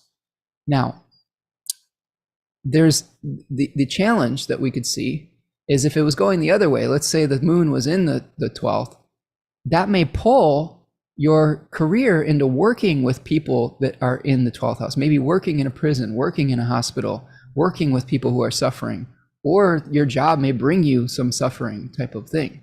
So for me, my job doesn't bring me suffering. I talk about my suffering in my job, if that makes sense, that difference, okay? So, Laura, have you given me the go-ahead yet to share your chart? Because I would like to, yours is a really good example on some mitigating factors. If you would like me to pull it up, I'll wait for your answer and look at some of the other questions here as I do that. Okay, yeah, so Big Steph's talking about Chiron return about 50-ish, so we've got a few years. I'm going to look for Laura's answer, and then I will get to these other questions. Yeah, I always want to make sure that I ask, you don't want to just share someone's chart if they don't want it public. That's a big no-no, okay? If you're out doing stuff like this, it's important to respect someone's privacy like that. Okay, I got the go-ahead from Laura, and I'll circle back for some of the other comments and questions. Okay, so let's bring up Laura's chart. For those of you who don't know Laura, Laura is an acupuncturist from Toronto and a very good also astrologer, a very nice lady,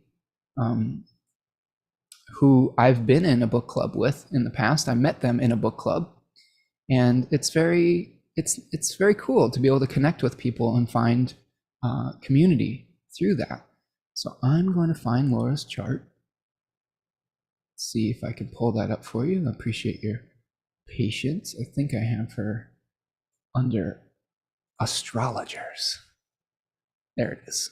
All right, so there is Laura Burns' chart, acupuncturist from Toronto, Ontario, who was born in Kingston, Ontario at 9:26 a.m. Eastern Time on May 23rd, 1983. Gemini Sun conjoining Mars in Gemini in the 12th house with a Cancer, 25-degree Cancer rising, with Venus in the first house as well.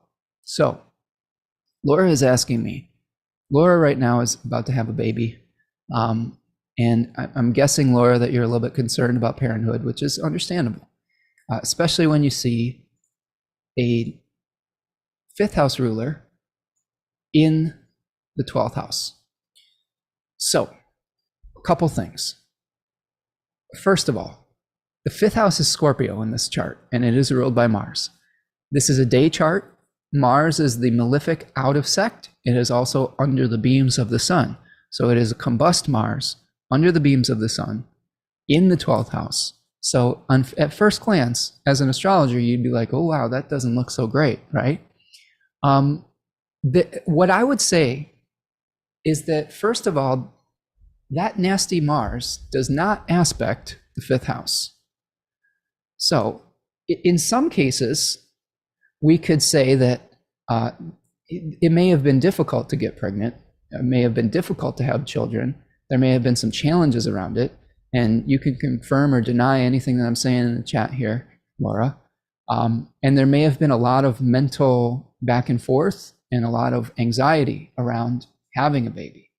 And it might be through, since Mars is in the 12th house, I would say that what I would say that could be happening is that there's a lot of self-doubt about, either the pregnancy or being a parent or whether you're going to be happy. And it may more be about just, your own thoughts creating the challenging experiences of parenthood. Okay. Now that's the bad news, right?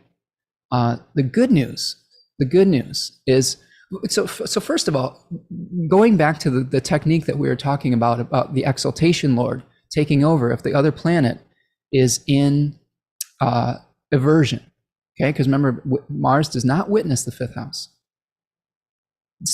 Scorpio does not have an exaltation lord because in the sign of Scorpio, they say no planet can exalt where the moon is fallen, okay?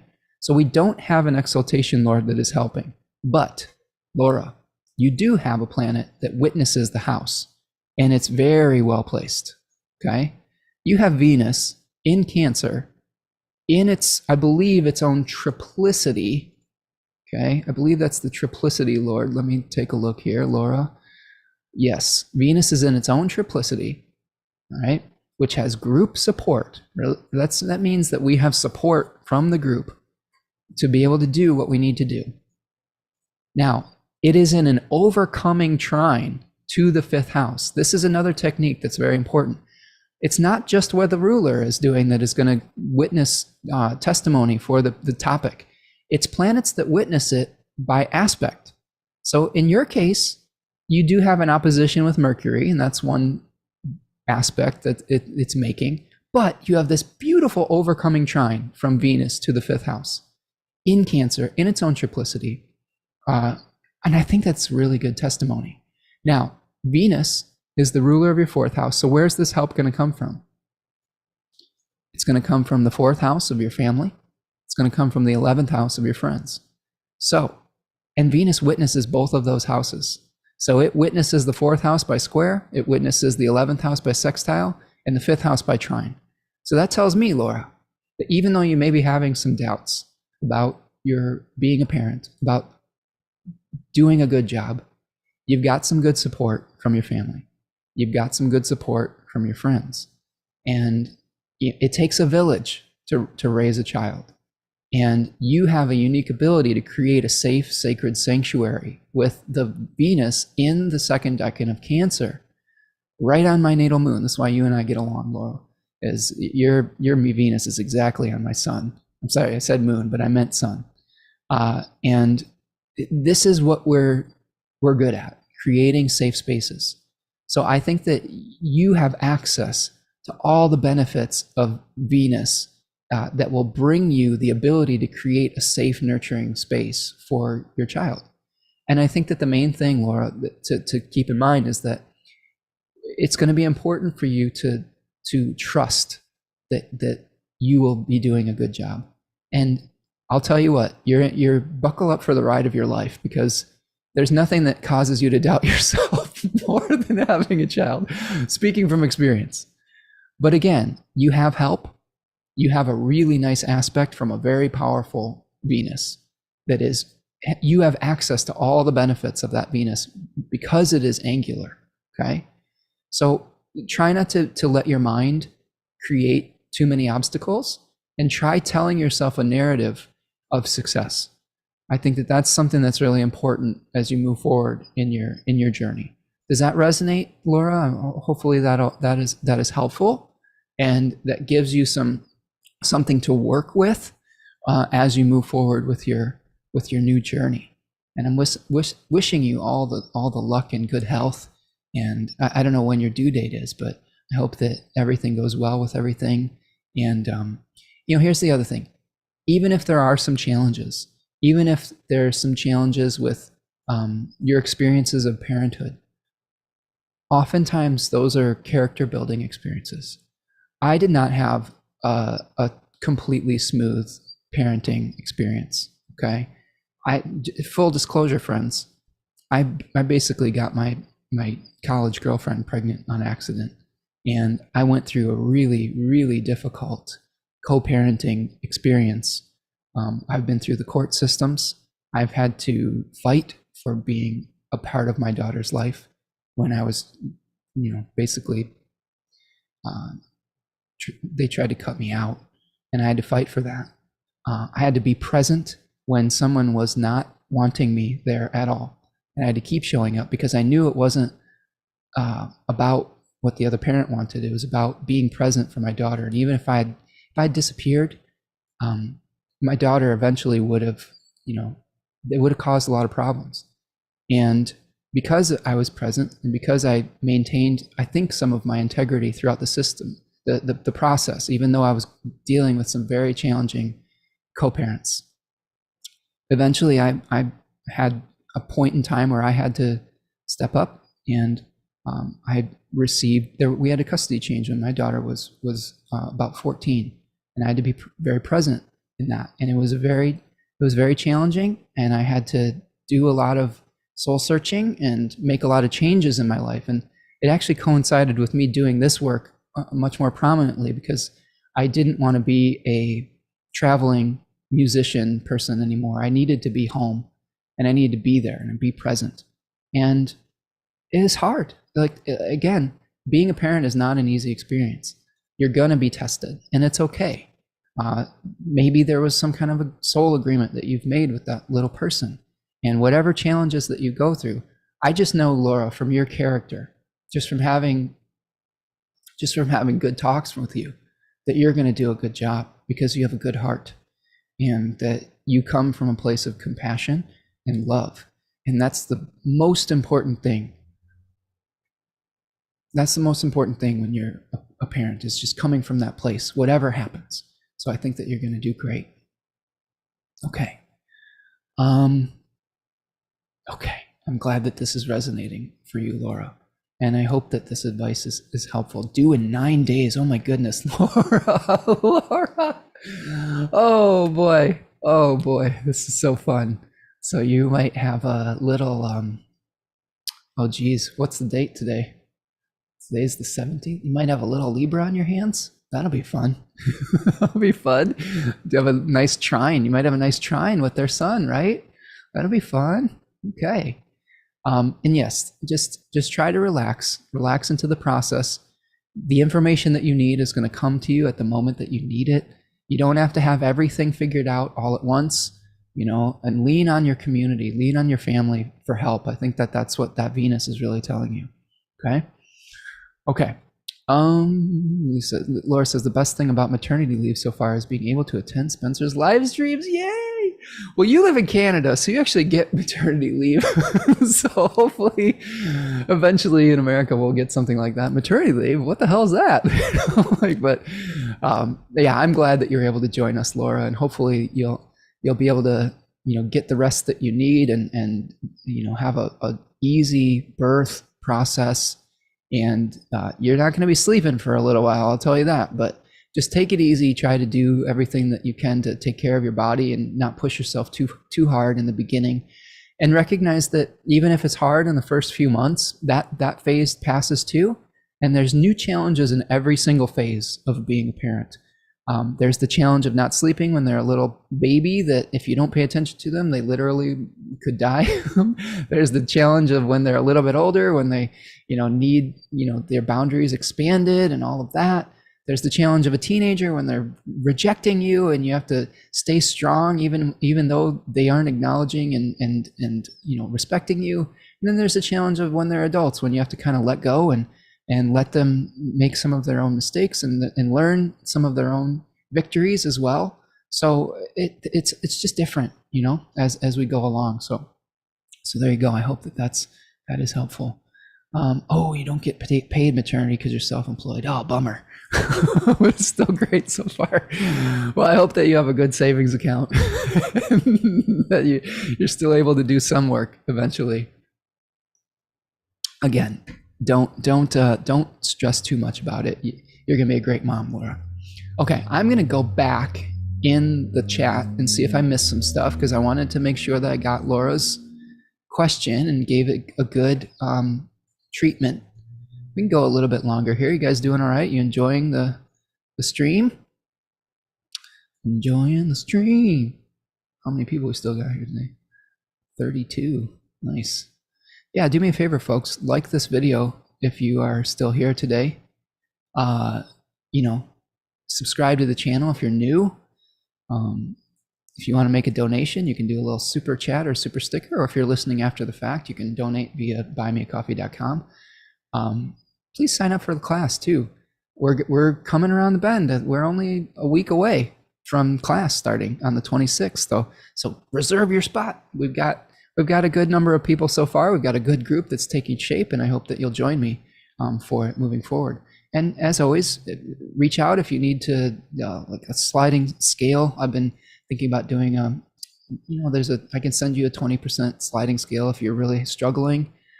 If you really need to do a payment plan, I can do that. I prefer to do less payment plan things, but if it's the way you can sign up, I would be happy to work with you. Okay. Okay, I'm going back in the chat and looking for, okay.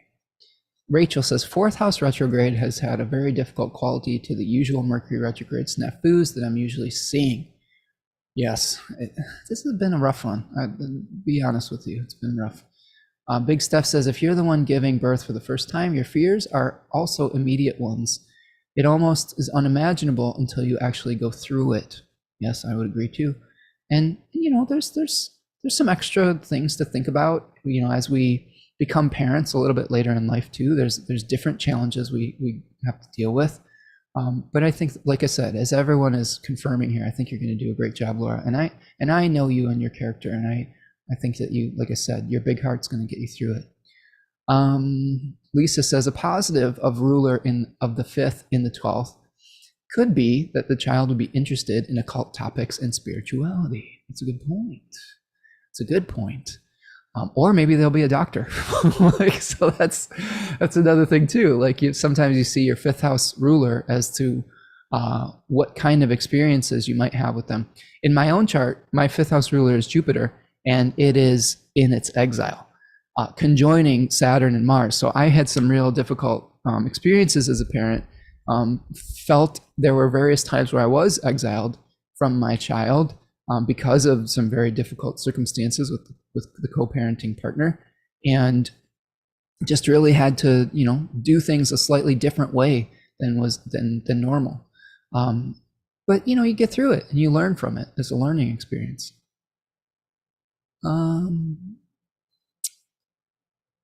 Laura says that, thanks Lisa, that would be cool. Yes, if a child was involved in occult topics, feeling excited, anxious, and everything in between, yes. Rachel says Laura's Instagram is so wise. Yes, check out Laura Burns's Instagram. You can put it in the chat, Laura. I don't remember the exact handle that you have, but she has some really great videos with astrological things and some, I believe, some acupuncture content as well. Big Steph says, Laura, it's the ride of your lifetime. You'll be grand. There you go. Laura's also saying it was difficult to conceive for a while. Yes, so again, some difficulties with the 5th house ruler not being in the greatest shape, but eventually it did happen. maybe thank Venus for that. Rachel says, that was such a great demonstration. Thanks, Laura and Spencer. I hope, Laura, you will be, all will be well. It sounds like you are well supported. Yes, thank you. Thank you, Rachel. Okay, it's resonating. Lynn says, thanks for letting us in on this, Laura. All the best for you on this journey. Okay, I'm looking for more, if there's any other questions coming up. So Big Steph says, your daughter knows you love her enough to fight for her. She will be back after she does her own thing for a while. Thanks for sharing that. You are a great human being. Well, thank you, Big Steph. It's tough, isn't it? Yeah, I'm sure that there's lots of people out there that have gone through the experience of having adolescent/adult kids and feeling the humbling that comes with changing your role with them. It's not easy for a Leo rising, let me tell you that. Like, being disrespected is one of my ultimate pet peeves. So when you feel rejected and you feel like you have to, your authority doesn't matter anymore, and like your advice isn't appreciated, it's painful. But again, it's another part of the journey that is another lesson to be learned. And I'm trying to learn that lesson and embrace the possibilities of having all this freedom that I haven't had for, almost 20 years. I became a parent very young in my life, and I had to make a lot of adjustments in my public life and in my schedule to try to be present for my daughter. And now my time is kind of my own again, and that's like, whoa, this is a whole new thing. So I'm still getting used to it. Let's see. Prayers for the change in us. Yes, Prudence. We're all going through these changes, aren't we? Beth is also saying that you will be worthy of the task, Laura. Bonnie says, I just popped in. So glad to catch you even for a few minutes. Well, thank you, Bonnie. I'm glad that you came on Thursday, and I'm glad that you're joining us again today. I'm just kind of going through the chat and seeing all the discussion, the great discussion. We had a chart demonstration with Laura, who was kind enough to share her chart, and going through her last days of her pregnancy here, which is fun. Lynn says, can't wait for class. Yay, Lynn, I'm excited to see you there. Yes, Allie says, this is a cozy stream. That's what I hope to do here.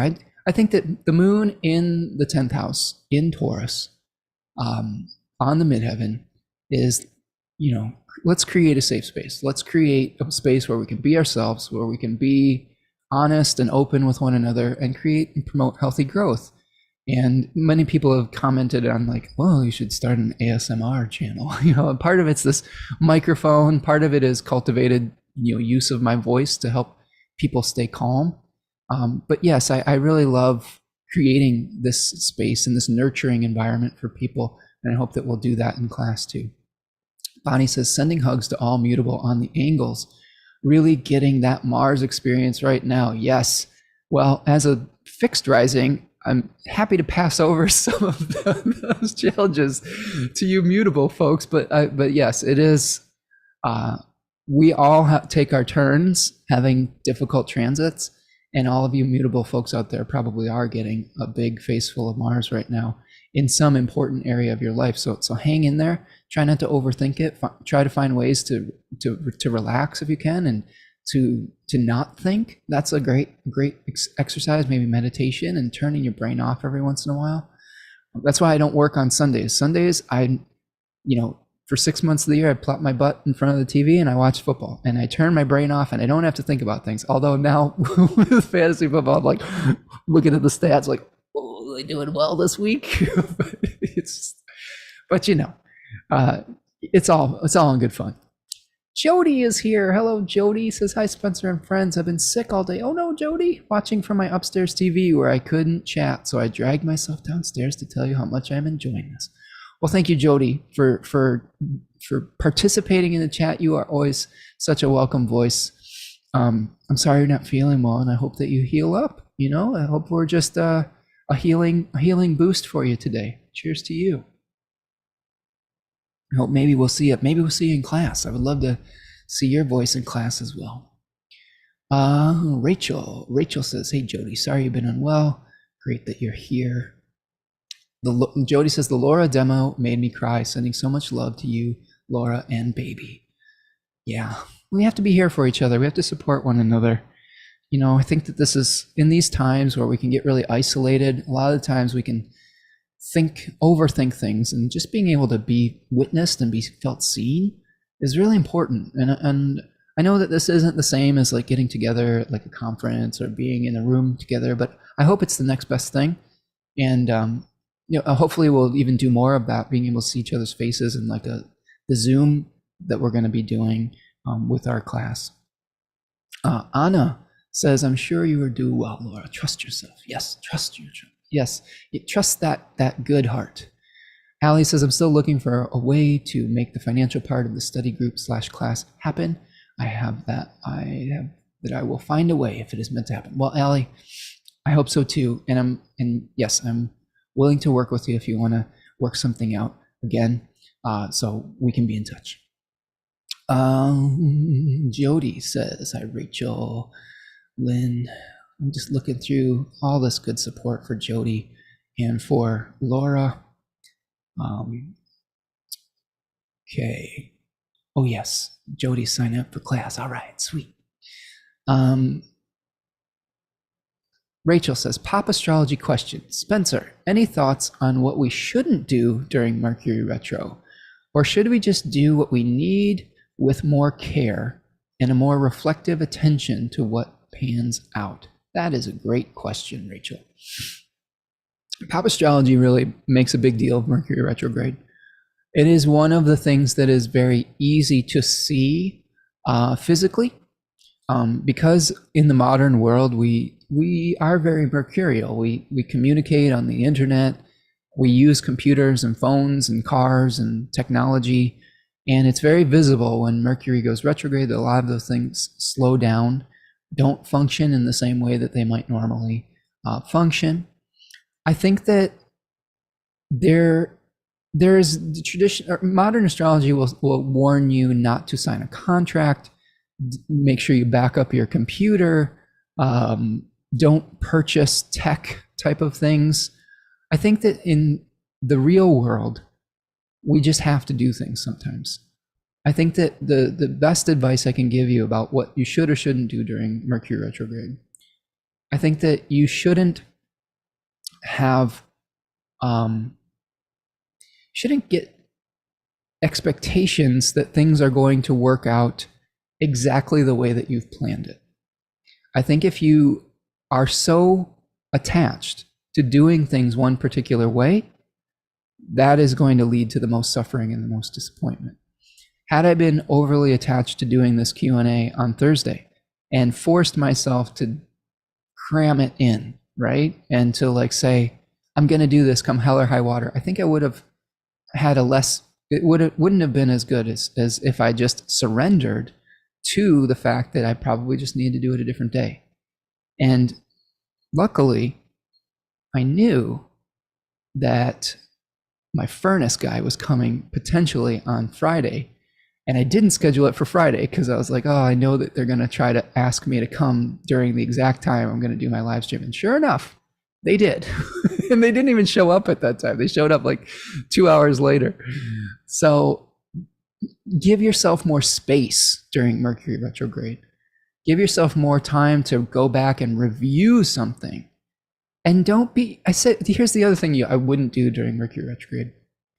Don't beat yourself up for mistakes you may have made. I wonder if that's something you hear in modern astrology, right? Don't drag yourself through the coals if you find something that you didn't possibly do absolutely correctly the first time. Because that's a lot of times what people do. They'll be like, oh no, I screwed this up. Oh, I made this typo. Oh, I did this. It's okay. Now you realized it. Now you can fix it. That's what Mercury retrograde is helping you to do. Go internal. I think the other thing I wouldn't do during retrograde is just don't rush. Don't rush things. Let things play out in their own time. Mercury is slow right now. Consider the ramifications of your words. Consider the ramifications of your communication. Think before you speak. Think before you sign. Review everything twice. Measure twice, cut once. I think that that's the main advice I would give of things I would not do. Don't rush around. Don't beat yourself up. Don't get paralyzed that you stop doing things too. Like we're going to be, I believe we're going to be starting class during Mercury retrograde. That's just the time that worked, and we'll see what happens. That's baked into the chart. So I'm anticipating that the intention of our group may shift over the course of that period of time. Maybe we will set an intention for how many pages we want to read, and we might have to make an adjustment. Right now, I'm thinking of going fairly slow, like maybe 50 pages or so every 2 weeks, which is not, I don't think it's too much. I don't want to do too much because these books, Demetra George's books, are really dense with information. And we could spend a month on each chapter, real honestly, with chart examples and everything. So I think we'll probably get through about 2/3 of the book. There's a third section that is very dense, and I think that might be what we do in the winter if we continue on with this series, which I think we will. I think it'll be good. Okay, so I hope that was good advice for and answered your question, Rachel, about what we shouldn't do during Mercury retrograde. Big Steph says, I have Moon, Mercury, Venus, Mars, and Sag. My mind rarely turns off. I ask it to please shut up often. Well, Big Steph, if you have Moon, Mercury, Venus, and Mars in Sagittarius, I think a great way to get your mind to quote unquote shut off is do something physical. Go out, get some exercise, go out for a walk, get out in nature, move around. I find that my best thinking comes when I'm taking a walk. And I think that there's a lot of restless energy having those placements in Sagittarius, and try to find how the connections between all of those things. How can you unify your body and your mind to achieve a goal? That's really what Sagittarius is doing. It's trying to unify body and mind to achieve a goal. Whereas Gemini is sort of splitting attention to explore multiple things and to decide what eventually to bring into fruition. Allie says, I'm definitely trying to work on that Mars in productive ways. I only have a mutable grand square with my ascendant Mercury, Mars in Pisces, Mercury in Gemini, Mars in Pisces, Saturn, Uranus, Moon in Sagittarius. Oh my goodness, that is a lot of mutable energy. Flexibility is the key. I mean, that's when you have a lot of mutable energy in your chart, it's going to require adjustments, and different types of adjustments though. I mean, Gemini requires mental flexibility. Virgo requires flexibility in the plan, the physical plan, right? Sagittarius requires flexibility maybe in where your passions are lying. And then Pisces requires some flexibility, emotional flexibility and surrender, where sometimes the divine has a better plan than you have. And that's a difficult lesson too. Bonnie says, Mercury Retrogrades. That is an awesome word. I like that. That's good advice. That's great for Mercury in Libra too, right? Mercury Retrogrades. Good one, Bonnie. I like that. Allie says, feeling that Mars right now for sure. I am buckling in. Yes, buckle in, and try not to let the emotional part of it overwhelm you, and surrender to the process. I think same thing with like resources too. I think if we open ourselves up to new avenues of resources, and I'm saying this for myself too, like I've had many challenges with poverty consciousness in my life, and if I surrender and I start telling myself a new narrative, hopefully things come to me when I need it. And I hope that I'm generous with my time and with the way that I set up my business. And I'm trying to find the right balance between supporting myself and taking care of a lot of my responsibilities. I have quite a few now, and they just seem like they're increasing as I get older, and being generous and making things accessible for people. So I hope I'm finding the right balance with that. And I appreciate all of your support and cooperation with that too. And sometimes we just have to open ourselves up and tell ourselves a new narrative. I think that's something I'm trying to do right now. Is I put a lot of time into my astrology, and I'm not like a rich astrologer. I'm not like someone who's making six figures. I'm, making a decent living, but it's still like I'm still thinking about like how am I going to pay something like this, and I'm trying to figure out how we get into a new narrative with that mindset. And I think it starts with gratitude. If we think about how we can be gracious for the things that we do have, I think we do get magnetized to more of that.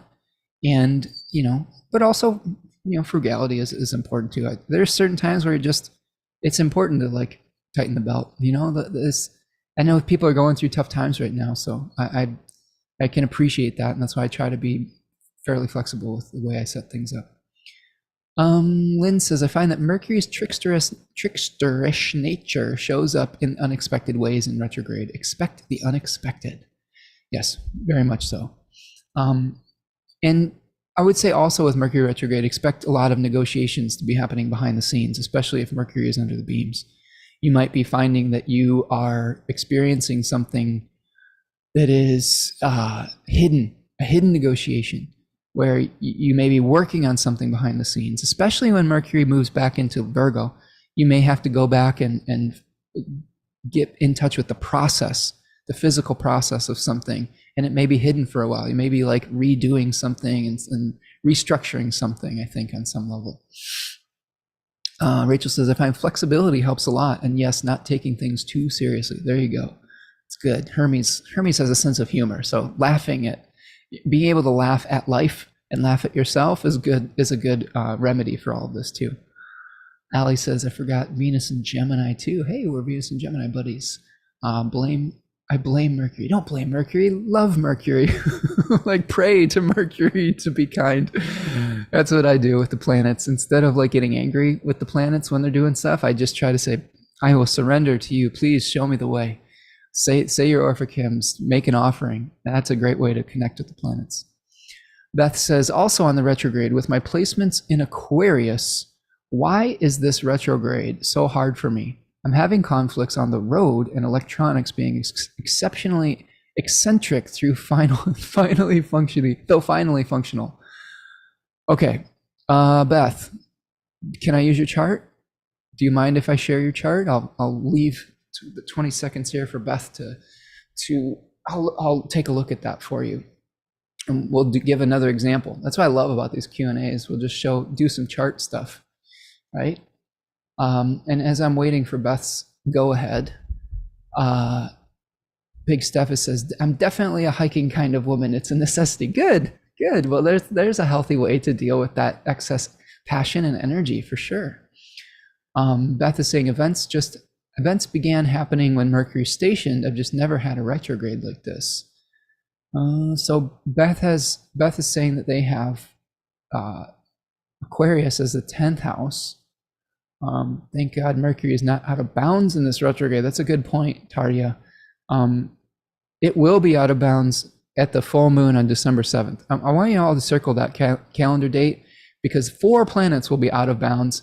The moon will be conjoining Mars in retrograde, or Mars retrograde in Gemini, and 4 planets out of bounds. That one's gonna be a little funky. Bonnie says, I ask Mercury, how can I see this differently? That's a great question, Bonnie, to ask Mercury. Mercury loves giving us alternative perspectives. So Beth, do I have the go ahead on your chart here? And it's okay if no. It's okay we respect people's boundaries in this safe space too. If you don't want your chart to be public, it's totally okay. A lot of people are uncomfortable with that. But I do like sharing charts as a teaching tool. That's why I'm more public with my chart, because I think that you're able to, I've experienced my chart. I've experienced the highs and the lows of it. And I find that it's very instructive seeing those placements. But just kind of thinking about, Beth already admitted that she has a 10th house Aquarius, which would make her rising sign Taurus. So let's just think about this without even looking at her chart yet. And I'll get it queued up if she gives us the go ahead, but I won't share it yet.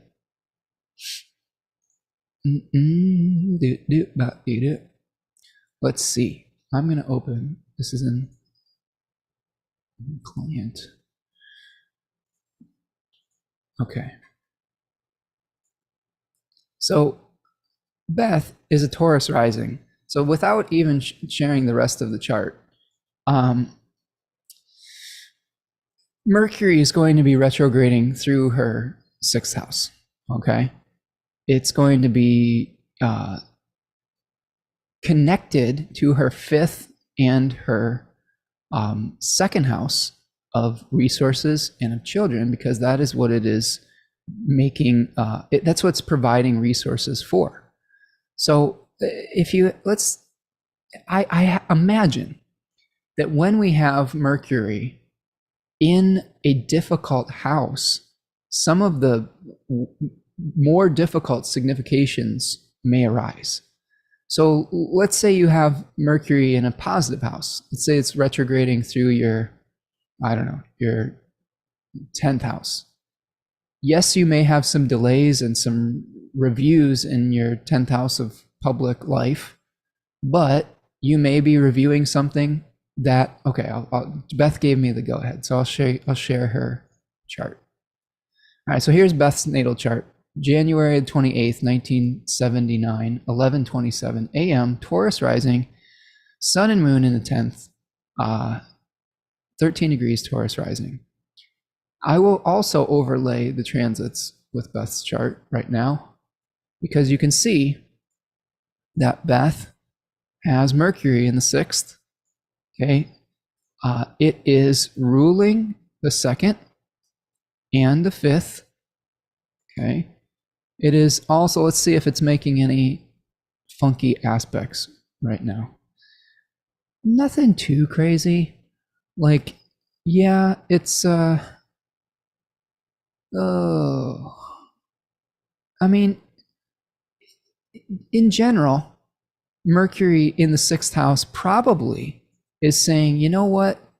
The things that generally will come to you that keep you from completion may have to be reviewed. So I really think it's important that the way that you start thinking about houses, the way that we start thinking about houses is in relationship to what is called an angular triad. And an angular triad is basically 3 houses that are all sort of playing together with one another. So in this case, the angle is the 7th house. And the 7th house talks about completion. It is the place where we see the setting sun in the western horizon. And the 6th house is the cadent house that is pulling away from the angle. So a planet in the 6th house is being pulled away from completion while simultaneously wanting and desiring to move into that space. It's witnessing that space and like saying, oh no, I'm being pulled away from this completion. So I imagine a Mercury retrograde would bring all sorts of challenges in trying to bring things to closure. Like, that's why we have injuries, illnesses, hard work that we don't get credit for. This is all where we feel like we're in servitude. So there may be something that's coming up that is an illness, an injury, something where we feel like we're just not getting credit for the work that we're doing. And that can make it feel like it's difficult for us to bring something to completion. Now, there may be topics associated with your resources and with your children associated with this as well. Maybe it's your kids that are sick. Maybe it's the kids that are having a difficult time, or maybe there's something that's going on that with them that's becoming expensive. It's making it very difficult to do the work and to bring things to completion. So Beth, tell us if any of this is resonating or if any of these things are coming to fruition. I would also say you've probably been also experiencing Venus hanging out on your Saturn, which isn't always a fun experience either. All right. So that is what I've got for you, Beth, on that regard. It's also never super fun to have Pluto, grinding retrograde over your midheaven. But yeah, so that's my rationale for that. Okay. Let me see some great comments here. Great comments. Jody had a comment. Jody says Mercury retrograde. Oh, hold on a second. I got to keep going back. The chat is. Bonnie asks, how can I see things differently? Bonnie says, The spirit of curiosity is so mercurial. Yes, get curious. See things from an alternate perspective. Jody says, Mercury retrograde is kicking my butt as usual, or as always. Usually it hits my equipment at work, my electronics. This time my bank account was hacked and drained. Oh no, no, that sucks. Oh, that stinks. And Jody, let me see, where's your Mercury is in your 10th house right now, ruling your 6th and your 9th. Oof, that's yucky. So that's no fun. But I'm gonna have to start. I'm gonna keep going through here, but it's draining my bank account.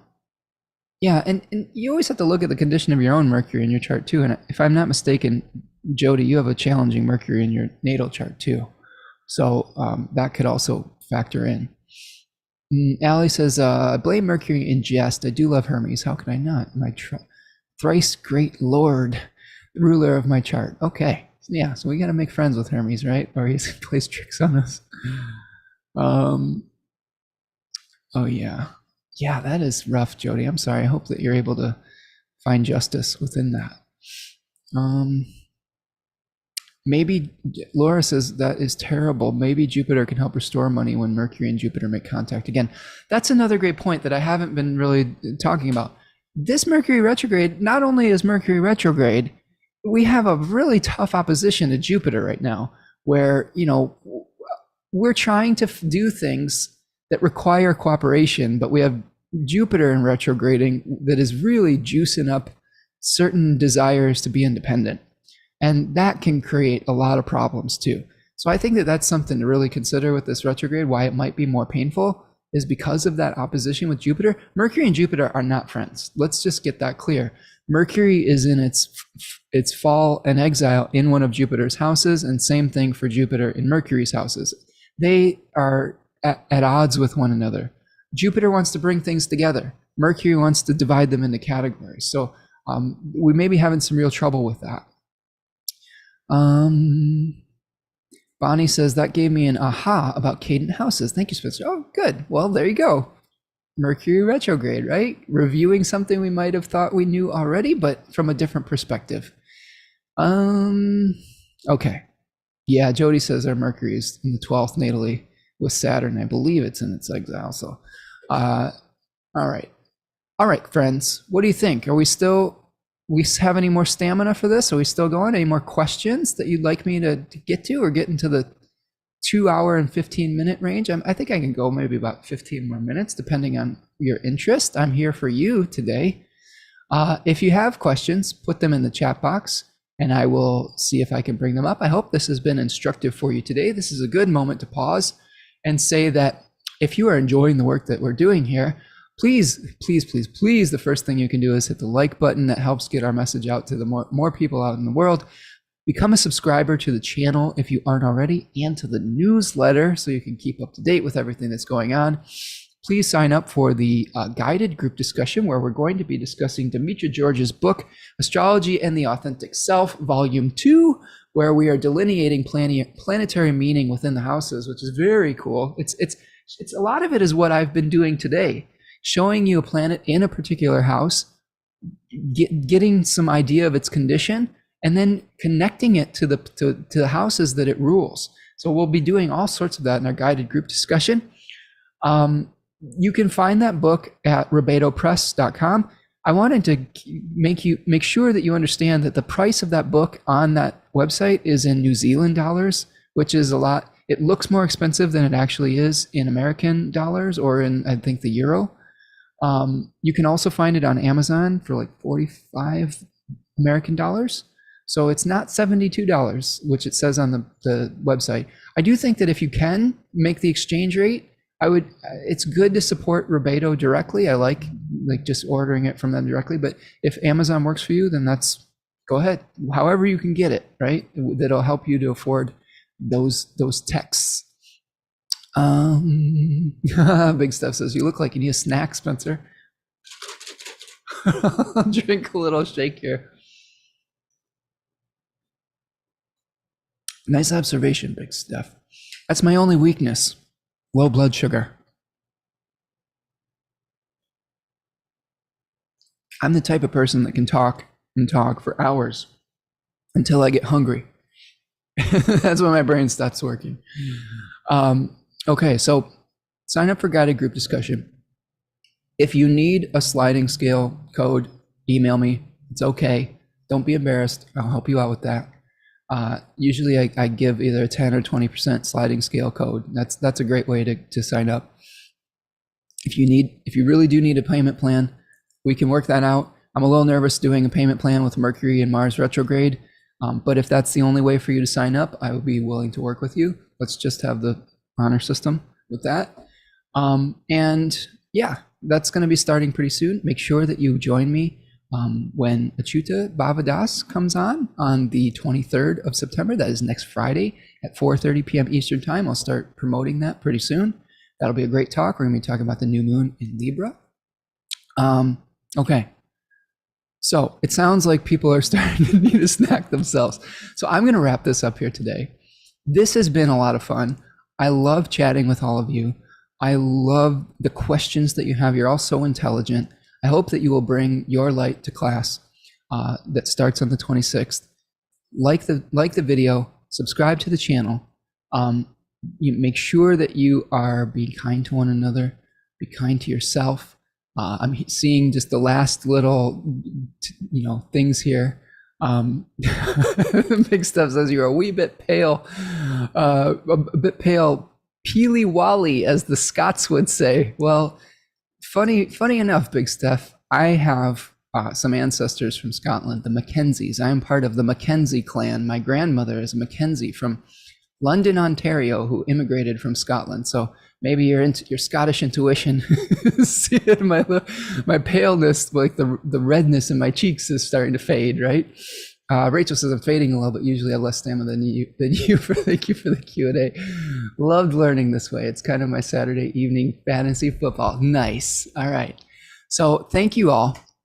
And thank you for sharing your chart and sharing your stories. That makes this so much more meaningful and useful. And for all of you who are struggling through this Mercury retrograde, be gentle with yourself, heal up. It's so great seeing all your faces. And I hope that we're able to connect soon together in the future. I care about all of you, and you all are such great friends to me. And I get so much out of these chats, and I hope that you do too. So as always, be kind to one another. Be kind to yourselves, and I will see you next Friday for the new moon in Libra, the Achyuta Bhavadas. Take care, friends. Peace.